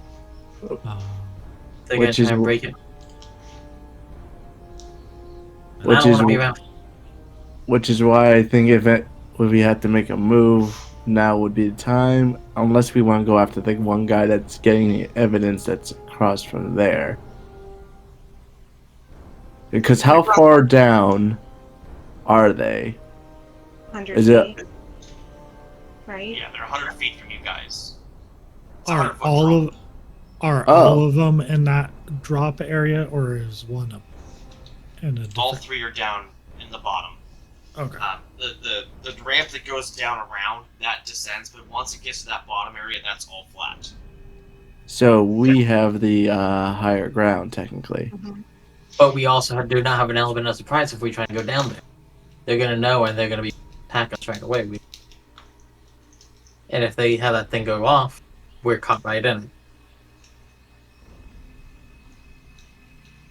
Yeah, but if that thing goes off, then who knows what can happen. Just items enchanted with that thing cause the explosion outside. If that thing explodes, it's gonna be way worse. Or the town could be completely gone. I Which just is feel like even if we try and go stop them, it's gonna go. My question is, what spells do you have, Toa, right now? I can, if I'm within 60 feet of them, I can do a pretty forceful blast of water. Otherwise, I can, if they're a bit closer, I can kind of slow them down a bit. But I really only have that one shot, if you will. Kind of almost And upped out from helping the town earlier. I'm guessing, Kaya, you only have the needle darts right now, and how far does that go?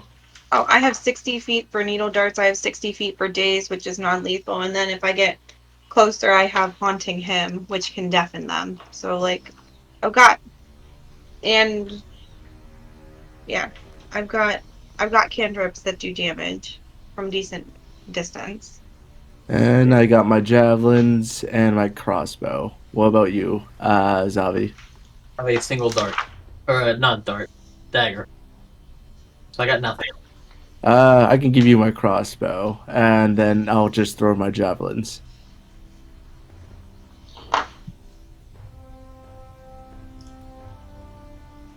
I just don't see how we survive. But if we wait for at least one. So above board DM or GM, it's like a circular pit with like a spiral like going around the side of it that leads up to the upper level where we are. Is that what I'm understanding? Would you like to see it? Yes. Better understanding. Yes. I'm guessing that it takes a minimum of 5 to 6 turns to make it to the bottom. Judging by distance, if we are 100 feet up in the air, we're going to be having to travel going down. Probably 5 turns to be able to. Well, if you move 25 feet each turn, well, each action, Oh, you yeah, have we can 3 do that. actions. That's 75 feet. Also, the railings here, the little like stone railing all the way around the outside, it's about 3 feet tall, and it's solid. It's not like, I actually shouldn't say a railing. It's more of a berm or whatever. It's a flush with like a wall, small. It's a half wall. Put it that way. Oh, so you also have cover on that. So you could potentially sneak around. The floor is very soft, so you might not make too much noise. And I will also add, if you hunker down and hug the outside wall, going all the way down, could gain some extra cover there. And they're preoccupied. Yeah, I say we just try and take get as close as we can and take advantage of our surprise of opportunity. Just for like future knowledge, the pillars, are they interfering with the railing at all? And how steep is the gradient down? Well, it's a good mathematics question. Let's see.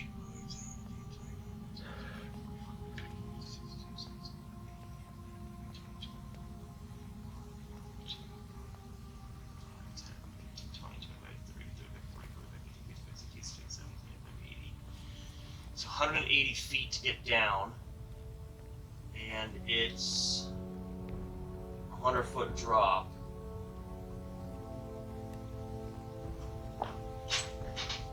Start doing that math. While you're doing that, I'm gonna give Zavi my crossbow. Nah, I'm good. I don't really. Zavi's also really. Do I even have efficiency to be able to fire that? Yeah, from what it sounds like, it's just a simple weapon, and it uses dexterity. Okay. Yeah, you can Well, actually, roll that. I have a crossbow too. I have a crossbow too, so don't worry about it. I forgot I had it. Alright. He forgot he has range.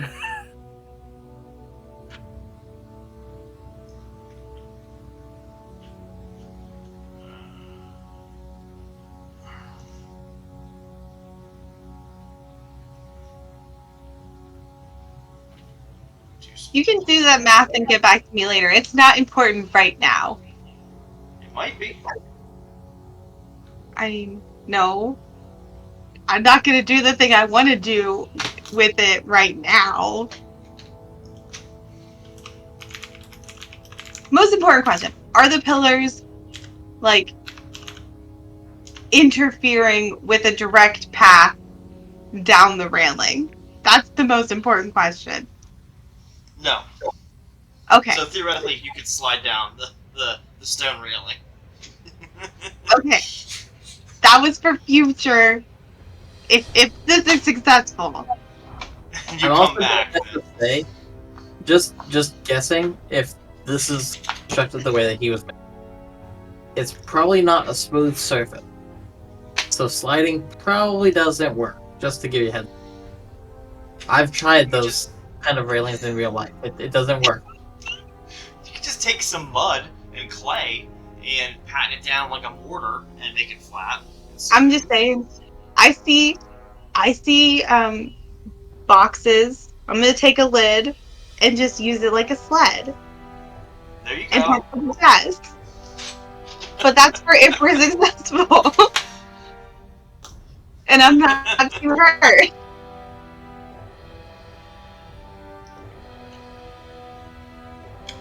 Okay. Alright, so are we gonna try and sneak our way down there? I guess so. All right. Each of What you. is Abby praying for a success? No. Is anyone not particularly sneaky? I'm do not. I can't do it to myself. Because it do hasn't been remember we in have hero points. I actually +6 for stealth, so I'm a sneaky orc. I can, Only not the as sneaky. sneaky as your loudest person. Yeah, I have a +1, so but I can't cast guidance on myself because I did it recently. I have a +2. You got hero points, so you can always try again. But you I guys feel got pretty- more range on the spell tech, so it's more or less me and Zabi that have to get a little bit closer for that.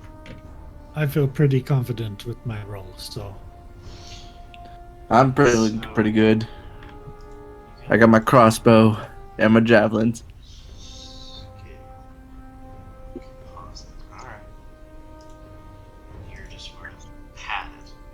So nobody is wearing anything that's considered noisy. That is what's important here. So, in this instance, if your guys' goal is to sneak down around, I will make. Let's see here. Let's have some fun and do a non-combat related initiative that could turn into initiative. So everybody roll stealth for initiative for this stealth-based encounter, and the 3 folks will roll perception. Well, 2 technically.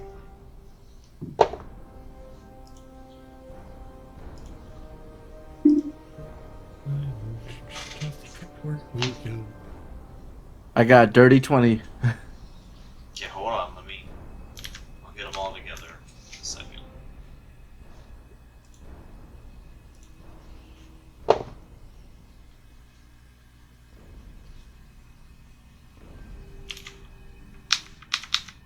Alright, you said dirty 20? Yep. Alright, Toa, 16 plus 2 for 18. Kaya, 11 + 1 for 12. and Zabi. 15 plus 8 for 20. You don't want to hero point that 11? I mean, I can. I don't think it'll get any better. You I would can be try. surprised. You I would be never surprised. know. Fine. No, it's a natural 1. Oh, We'll keep the 11. oh good. Bad influence of Toa.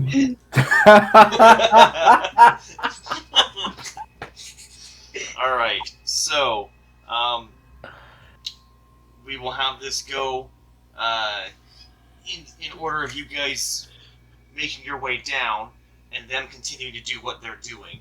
We will be utilizing actions as though it is in combat. Because this is just starting off, we can have the four of you start from any position from, I'd say, no further than here, where this is set up now. So whatever position you guys would like to be in to start. I'm fine where I am. I'm good right there. I feel like Zavi would be a lot more near the front. Yes. So I think it would make sense if you wanted to maybe just be one more over. I'll grant that. That's fine. Does that work? Yep. That works. Okay. So, going first will be Zavi, then the guard, then Orion, then Toa, then the pirates, then Kaya.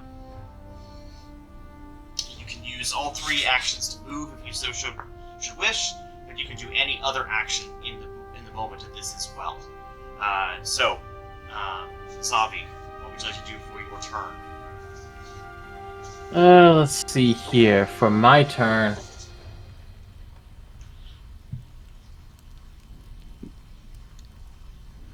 I'm gonna try and move as far as I can. So if I can get 75 feet while hugging the outside wall, I'm going to. 20, 25, 30, 35, 40, 45, 50, 55, 60, 75. So you can get all the way to there. I'm saying the longest path I can. Alright, you can get all the way there. For the guard is going to continue looking at the stone area right here. There is a book on a pedestal, and this guard seems to be pretty intently searching through it, looking at it, and it seems to be that they're not quite seeing what they want to see. And so they put that book back down and come 20, come to this one over here and start reading through that one. It's a much bigger tome. It's, as you can see in the image, it's much bigger. And it starts flipping through that one. And that is the guard's turn. Orion. I am going to move as much as I can behind the pillar before where Zavi is. And I'm going to be hunkered down, hugging outside the wall so they can't see me.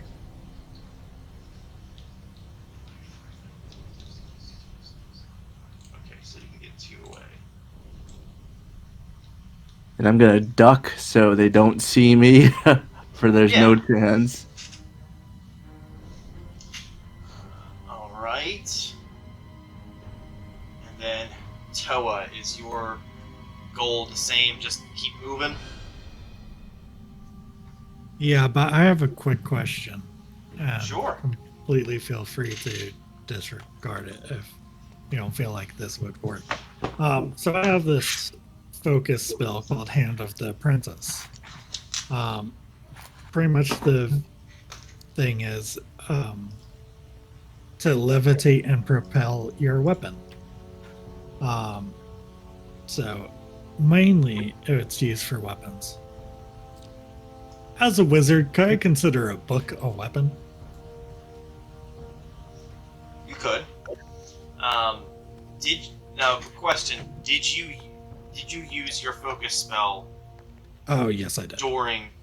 Okay, so you have to spend the 10. I think it's 10 minutes to refocus to gain it back. Yeah. But for future reference, absolutely, I would consider a book a weapon.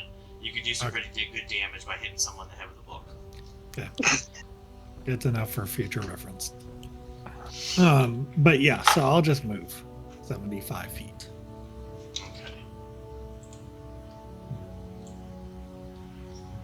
Waddle my way over.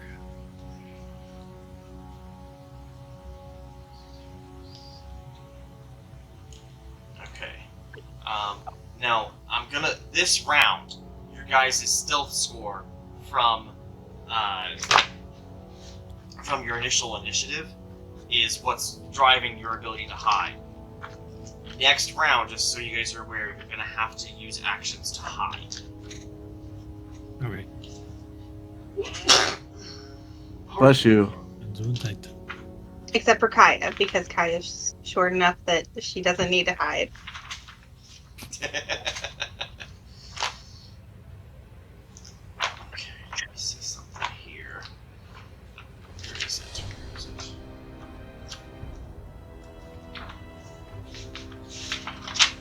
Alright, it is the pirate's turn.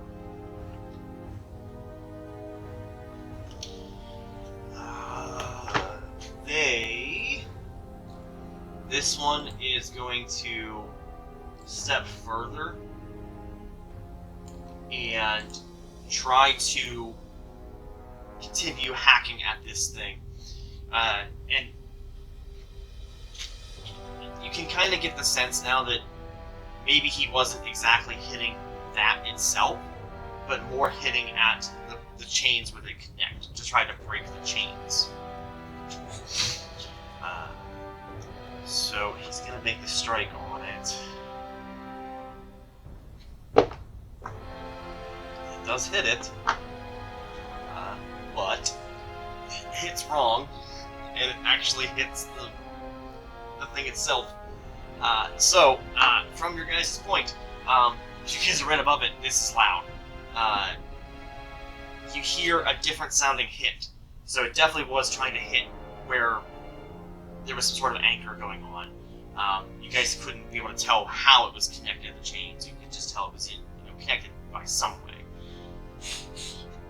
But when he went to hit the crystal, he missed. And well, he didn't hit the chain. He hit the crystal itself. Ooh. And so all of a sudden, the light brightens, real to the point where it almost white out, and a boom echoes.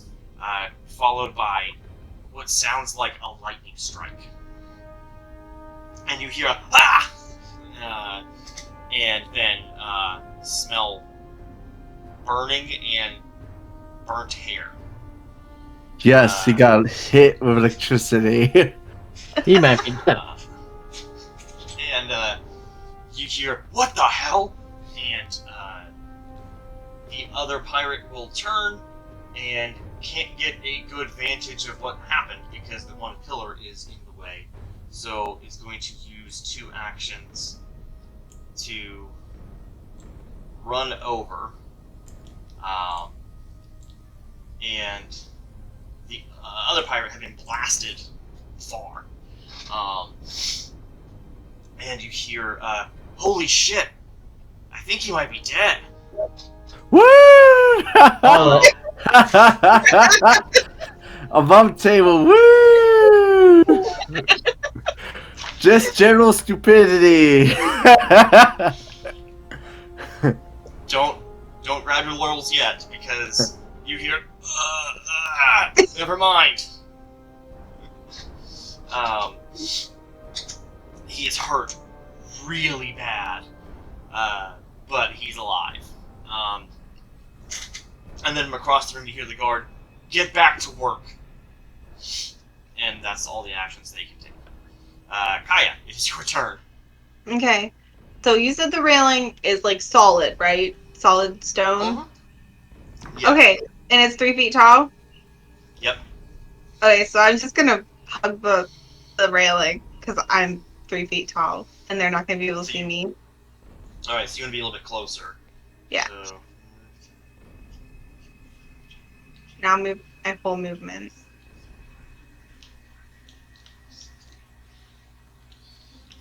so you can get right up to Zombie. Alright. So with this, is the top of the round, I will need, if you want to keep remaining stealthy, you have to do a hide action again. One thing, because this Yep. is going to be based on how you are going to perceive this. But I have a thing called surprise attack. You spring into combat faster than foes can react. On the first round of combat, oh, son of a, never mind. Hey, you're just going to do Well, something it says awesome. on the And first round of combat, if you roll deception or stealth for initiative, creatures that haven't acted are off guard. The fact that we rolled that, but we have not We're not actually in entered a combat. combat. Yeah, we are not in combat. If you guys should so take fight actions, we'll stay in this order, and then it will turn into combat, but you won't re-roll anything. But if you should drop out of initiative, like if you try to talk with these guys or something, and you want passage of time to work a bit differently, then if you then decide to fight after that, then we would re-roll and you can end up using that. Okay, I just wanted to make sure how we done because they would be off guard to me. So, I'm gonna start by going 25 more feet, but going up closer to the rail, Okay. just to peek over. Do you want to try to do hide first, or...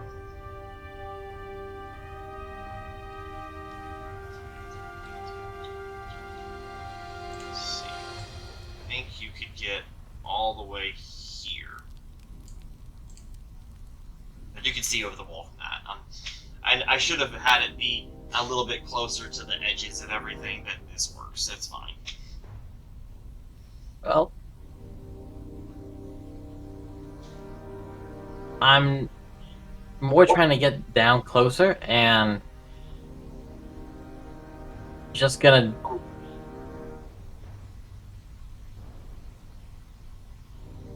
don't want to start This combat. point, That being from where that, you're at with the gradient, you'd be about 40 to 45 feet in the air above them.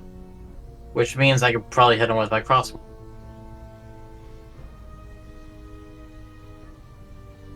Why is it not showing me this? are you looking at the range? Because if you go to option, it'll tell you the stats on it. 120 feet. There.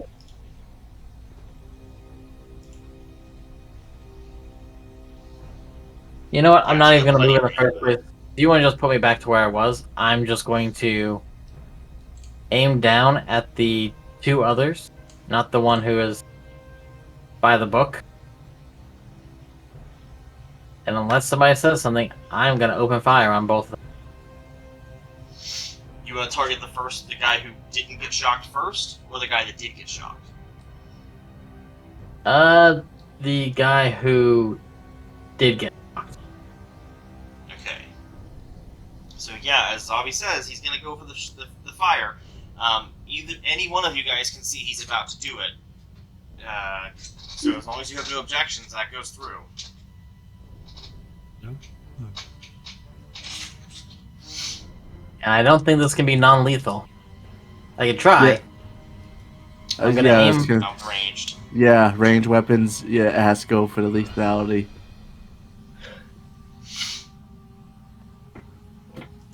Any objections? None. Keep We all got. We all got. He's also And shot. Shot fired. he is off guard too. Yep. So that is a 17 plus 8 to hit for 25. Yep. And that is 11 damage. Oh well, that's more than enough you needed. So think. And he's out. Done. Not just imagine. And- I was gonna say, just imagine. Oh, I just got shocked by magic. My life flashed before my eyes. I think I'm gonna be a better person starting from now. Bam! I immediately die. And then do I have to do anything to reload before I fire again? I think does it have the reload property? Yes, Reload. one. I think it takes just to make sure I have that correct.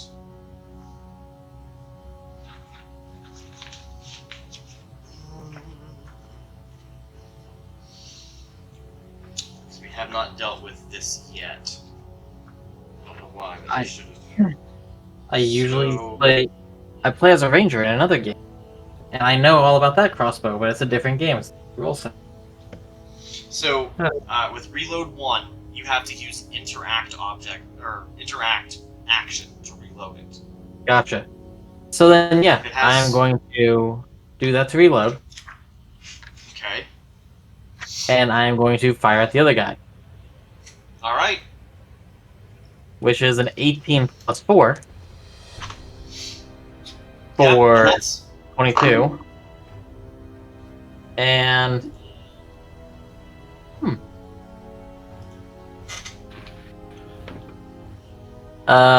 7 plus 5 for 12 for damage, 12 damage. because he's off guard too.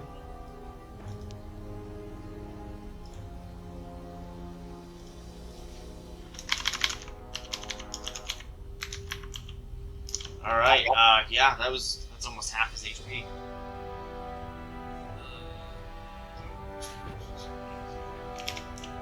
All right. Yeah. That hurt. Okay. So now they are aware that you guys are somewhere in that direction. Hello. I just There's hold the crossbow with one hand. Just hi. That's fine. Okay, that is your turn. It is now the guard's turn. The guard is going to turn and look up in that direction and go, "What the fuck was that?" He doesn't And, question the lightning bolt, but he questions an arrow from the sky. well, he heard that too, and obviously, made noise too. He told him to get back to work. He's not too concerned. But now that he knows you're all fighting him, now he's concerned because he's in danger. So, Well, So I he's, think I'm the only one visible at this point. Everybody else is hidden. yeah, You may only see yeah, one. that's true. Actually, you're gonna have cover too, from where you're at, because of the wall. So Wait. if they do end up getting any kind of, I'm gonna give you, I would say you'd have standard cover. So you get a +2 to your AC, +2 to reflex saves, and a +2 to stealth checks. So remember that. We have the high ground. You literally do. Make sure I mark that page so that I can go back to it. Okay, yeah, so he's gonna see that, and, he is going to...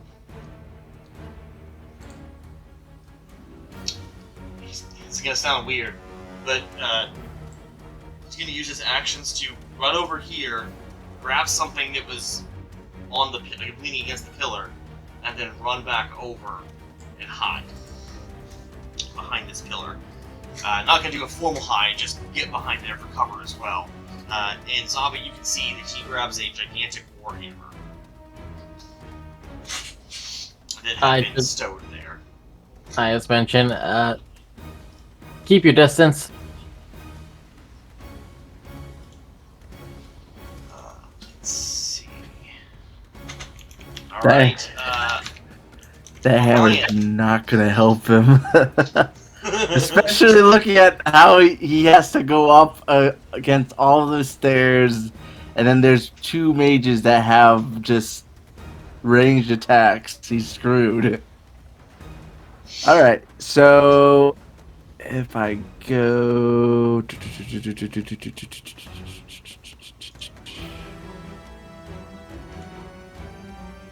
Oh god.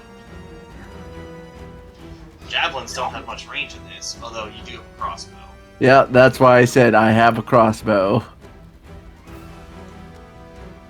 It's just that I already did the math. I still reached that guy with the javelin, just within that 30 feet. No. Mm-mm. You have to think about Because you're verticality. much higher up. Damn it! I forgot about physics. Yeah, you're about 70 feet up from where you're standing. All right, then I am going to pull out my crossbow and start blasting. Okay, who you going? Well, The guard. I mean, you can definitely try to hit the guard. I didn't have them do a formal hide action, so they're not concealed because they're wider than the pillar a little bit. So you can probably try to get a hit on them. I was They gonna are go. going to have cover though.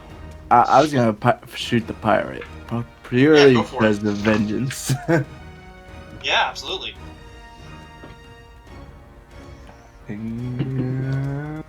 Yes. All right. Let me see. Am I good with a crossbow? No, I'm not good with a crossbow. If that was like a strength, it would be a critical. But I'm pretty sure 25 is not a critical. Is it a critical? I forget what's the number for a No. critical. You Damn need it. to have 10 above the target or a nat 20. Damn you. Okay, you still hit though. I still hit, but you know how I much love criticals. Yeah, I know. Alright, that's a D8. But no bonus on that, so that sucks. But I still rolled well, so that's going to be a 6. Alright. And reload, and I'm going to shoot him again. Go for it. Right in his freaking face. Yes, not 20! Alright. So roll your damage, then double. Fucking die. I hate your dice. I'm not even using these Tommy dice. I'm using my sparkle dice. Okay. If I brought out the Tommy dice, that's a whole different story. Yes.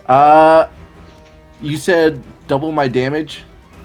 Yeah, roll your was it D8? Roll that and then Yeah. double Alright, 14. it. Ooh, that's overkill. He's down. Wow, that guard must be freaking out. It's like, what the hell? Death from above? Yeah, I mean, yeah. Especially because these guys came in with no damage.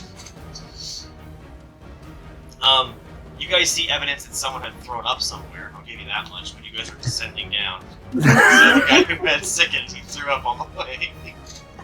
I'm just gonna look at Zavi and say, you were worried? Still worried. Alright, I think you have one action left. No, I had to reload, so that would count as a crew. That's right. Let it be known, viewers, I'm a fair man. He could have gave me Thank the you for one that. chance to shoot that guy.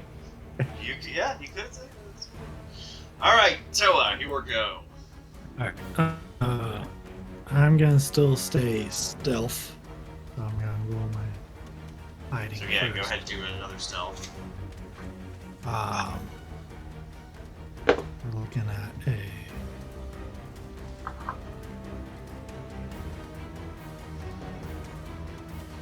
That's a 13 plus 2 for 15. Okay, And I'm gonna move 50 feet. move 50. Going down.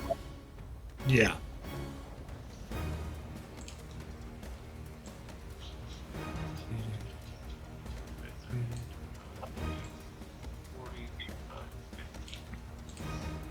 Okay, so with your stealth roll, as far as you know, you are stealth. Yep. We'll see. We'll see. I wish him luck. Alright, would be Pirate's turn, but they are dead. So we move to Kaya. Okay. I'm going to.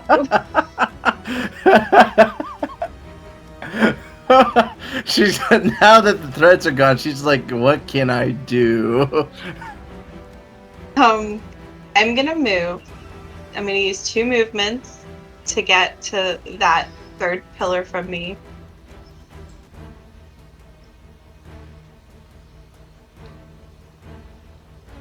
About here? Yeah. And then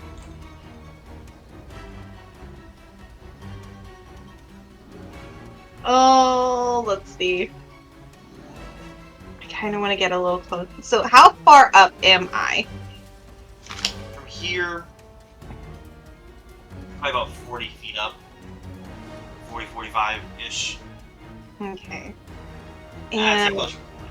since he didn't attack, reasonable guess is that he doesn't have any ranged weaponry.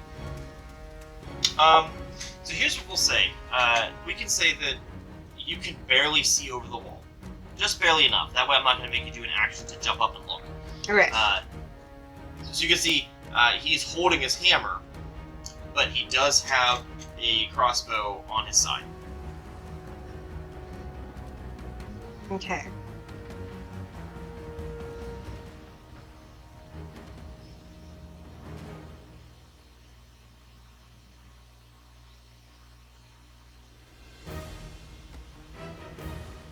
Alright, then I'm just gonna use another movement to move down to that next pillar and like really hunker up close to that next pillar. Okay. Actions. And how far down would that put me? So you're gonna use your last movement. So Yeah. 5, 10, 15, 20. You could be here Yeah. if you wanted up behind the pillar. No. Well, because it doesn't matter because I'm short and he's looking up. There's no way he could see any trace of me. No, not really. No. So I want to be behind the pillar if he was coming up the ring. So at G7, yeah. Okay. And that's where. How far down is he? From you at this point, 35 feet down. Okay, that's perfectly acceptable for me. Okay, and that's all my actions. Okay. We are back up to Zavi.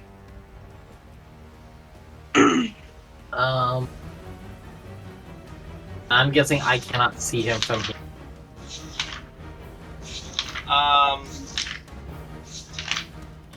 You could probably see.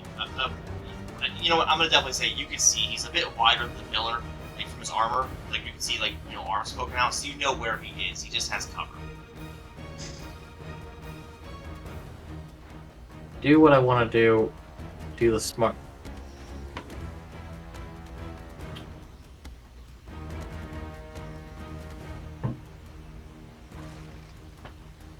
You know what? Why not? It doesn't really matter. This. So what we're gonna do is we're going to try firing it. Okay.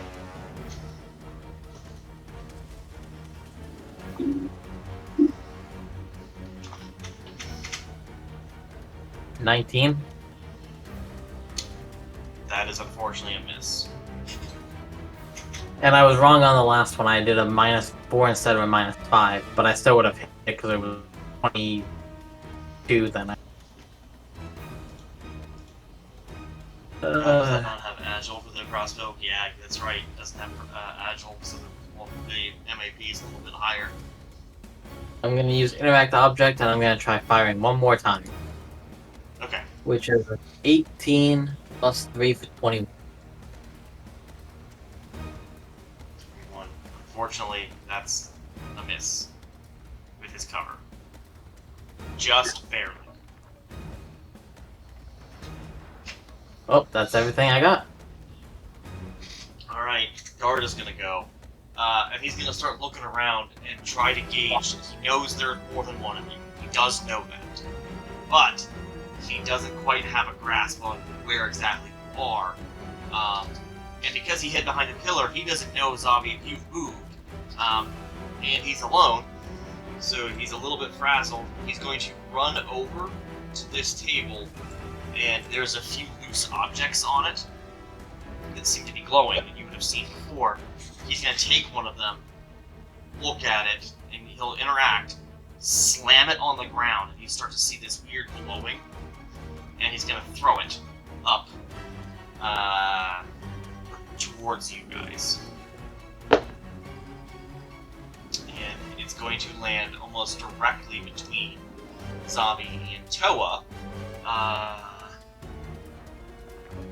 need both of you to make a reflex save.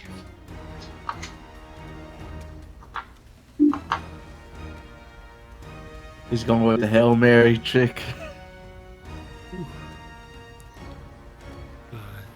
12 16 plus 10. Go ahead. Practice the same thing. 16 plus 6 for 22. 12 plus 10 for 22. Yeah, so you both passed. You both can take a little bit of damage still, but not that much. 4. 4 lightning. As this item connects and seems to erupt in magical energy. And you can see a few small little glyphs and runes that you guys are starting to come to realize what they are pop up from it as it then dissipates. Actually, because it was only one small object. And that's all the actions he has. He's going to yell, "I'm going to kill you all, or me with you." I like to see you And try. Now... now it's Orion's turn. Well, I'm gonna shoot that guy. Yeah, he's no longer got cover, so...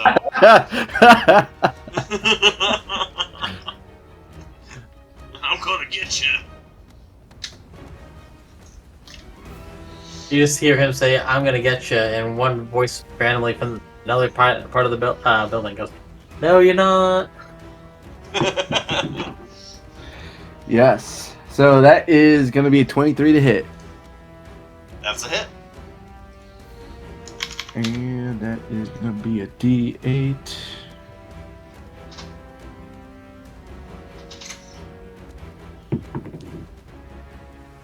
Alright, and that's gonna be 7 damage on him. Alright. Finally got some damage done to him. And I am going to move 25 down. Actually, no, the other way, man. Which, like, you're gonna go back up? Yep. And I scream at him, "Seems like you're just throwing bad passes. I'm all the way up here."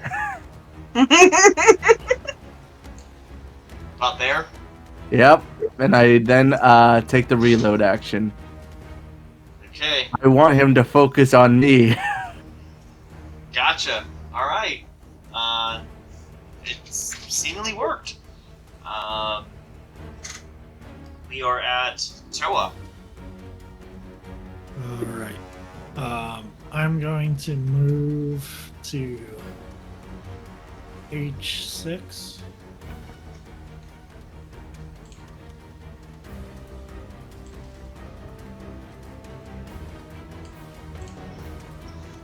And then I am going to... let's keep him from throwing any more of those, and he's not gonna see this coming, practically. As I'm going to cast hydraulic push. Hell yes. I love the spell. It's so good. You're just gonna shoot him in the back of a water gun, basically. Yeah, and that's 19 plus 8 for 27. Hell yeah. That is a hit. Crit. No. Ah. And he's going to get knocked back 5 feet from this. Okay. As he takes 13 points of damage.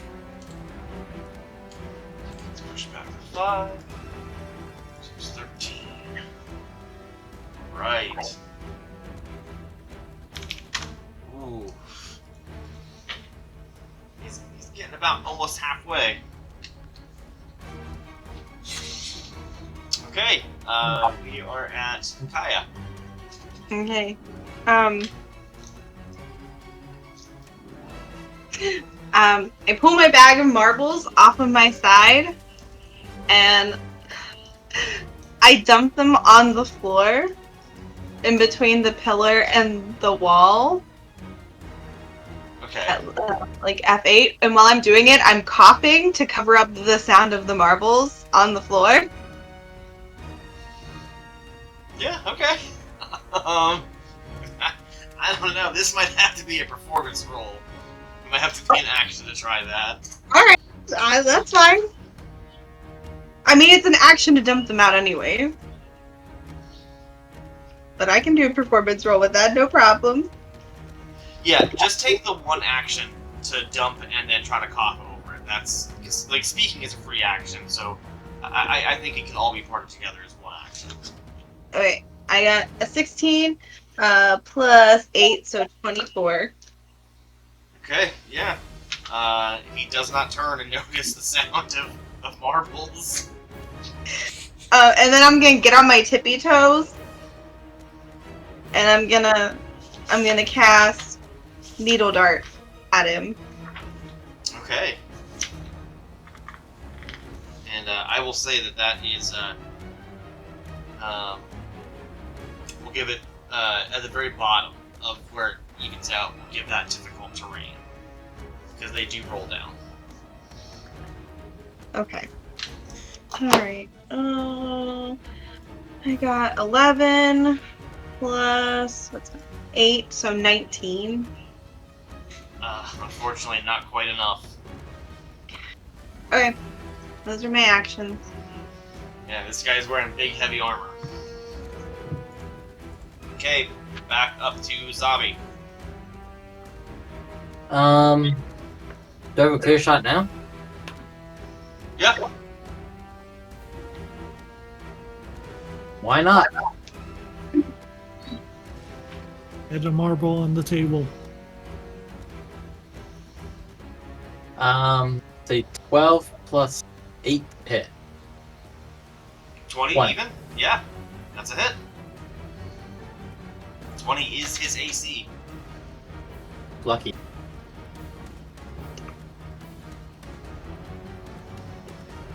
I mean, I guess that works. That is 8 damage. 8, okay. At least I'm rolling good damage whenever I do hit. Yeah. Reload, and probably not gonna work this time, but... You said that his AC was a 20? 20. So that is a 16 plus 8 minus 5 for... A 19? Oh, no.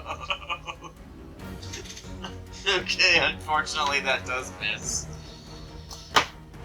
Zombie's just staying out of the way, just like... I'm just gonna try and pick you out from here. Alright, so he is going to, on his turn,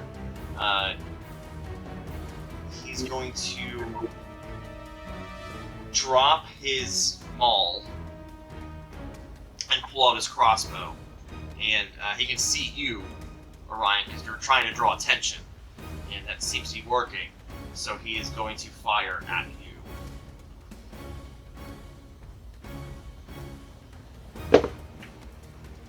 That is 10 plus 10 for 20.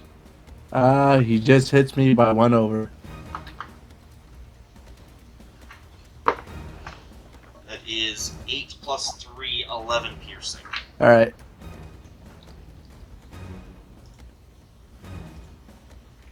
Still alive. Perfect, and he will reload it and That is his actions. Alright, Toa.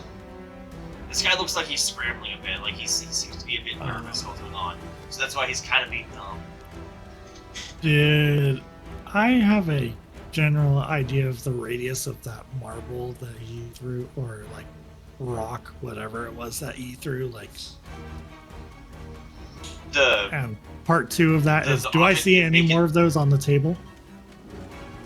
Yeah, there's like 3 or 4 of them on the table. Okay.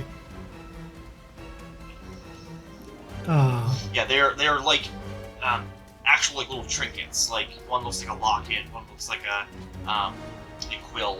They're regular old objects that are badly enchanted. Okay. Well, I'm gonna cast Spout on it, on that table, onto those objects, to do damage to them.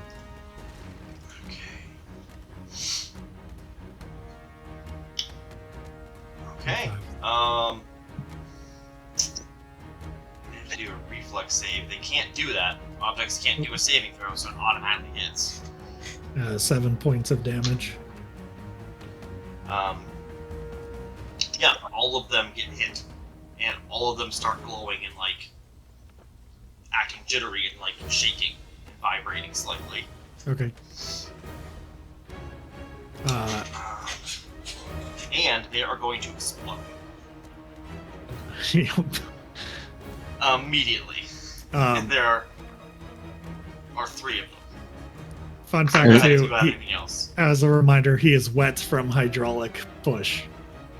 Yes. To keep that as a maybe extra figure of. He's gonna have to do a reflex save. And he fails. Oof. With a 4 plus 6, so 10. So he has to take a lot of rolling. I complained about not having enough dice before, or not needing enough dice, but now I need to roll a bunch. 5, 14, 15,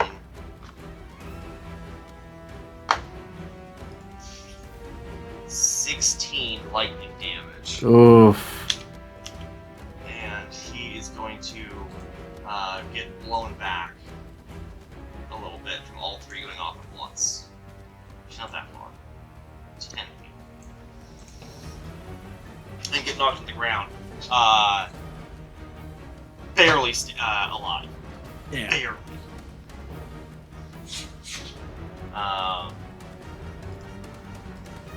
Alright, I think you might have 1 action left. I'll just say, you can surrender now. He's a little bit frazzled from the shock, so he doesn't respond immediately. Kaya, your turn.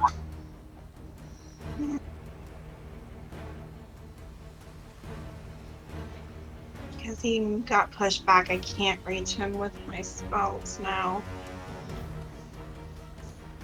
So I need to get within 60 feet of him. You said I was at 35 feet up right now, right?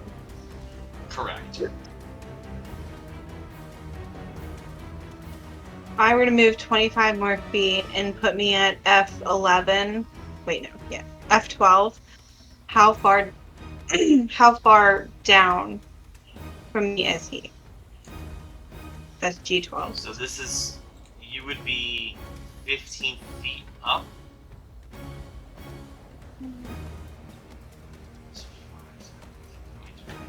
35 feet away, 15 up.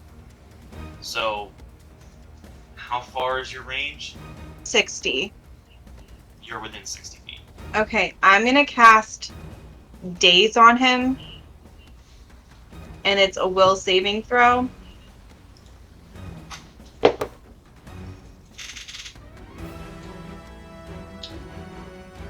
That is a 9, or no. Yeah. No, that's only 6. 6 plus 8, 14. Okay, had to be 18. So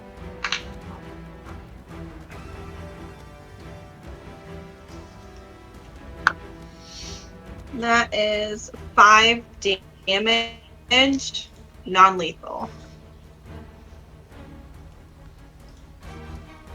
Ah, it can be non-lethal. Mm-hmm. Okay, yeah, he's down, unconscious. Woo! Dun, dun, dun. We did it, everyone! Alright. So... As I cheer up with a crossbow, I just still was like, oh, I still feel that one shot of arrow stuck in me. And you guys were concerned. You thought that was going to be really, really hard. Well, it helped that one of them electrocuted themselves. Yeah, that Yeah. definitely stroked the luck right there. I'm a little bit pissed off about that one. Like, I know it was a possibility, okay? Like, Oh, well, there's a possibility of me getting screwed up by a guy with a neck breaker crate, yeah. like, obviously, like I've said before, I'm not against you guys, but come on, like, give me my enemies to work with. Jeez. Alright, so, that is done. He is unconscious. The 2 pirates are dead. They could not be non-lethal. We still got the And you guys... What? we still got the one guy tied up there as well as the other orc. Mhm. Yep, so you got 3 total people that are unconscious in the area. And you guys are free to do what you want. However, I think that based on timing, that maybe this might be a good place to go ahead and call it for the night. Yep. This has been a little bit of a longer session. You guys got through 2 fights in 1 session. And did pretty well. You guys got beaten up, obviously, a good bit, but you survived. Now, all that's left is to loot. I know that's probably something you guys want to do. Search around the area, gather your evidence, and maybe see what these guys know or do not know. Who knows? Maybe the 3 of you might actually clear your names soon. I was gonna, Time will tell. I guess no, Toa wants to mess with that freaking rock. He wants to mess with everything that's magical. Like, this is his entire research living in front of him as evidence of, oh my god, I don't have to work at a mundane desk. This is literally my life's work in front of me. Yeah, absolutely. This is 100% related to the glyphs and runes you've been studying. Yeah. I see books. And I'm like, oh.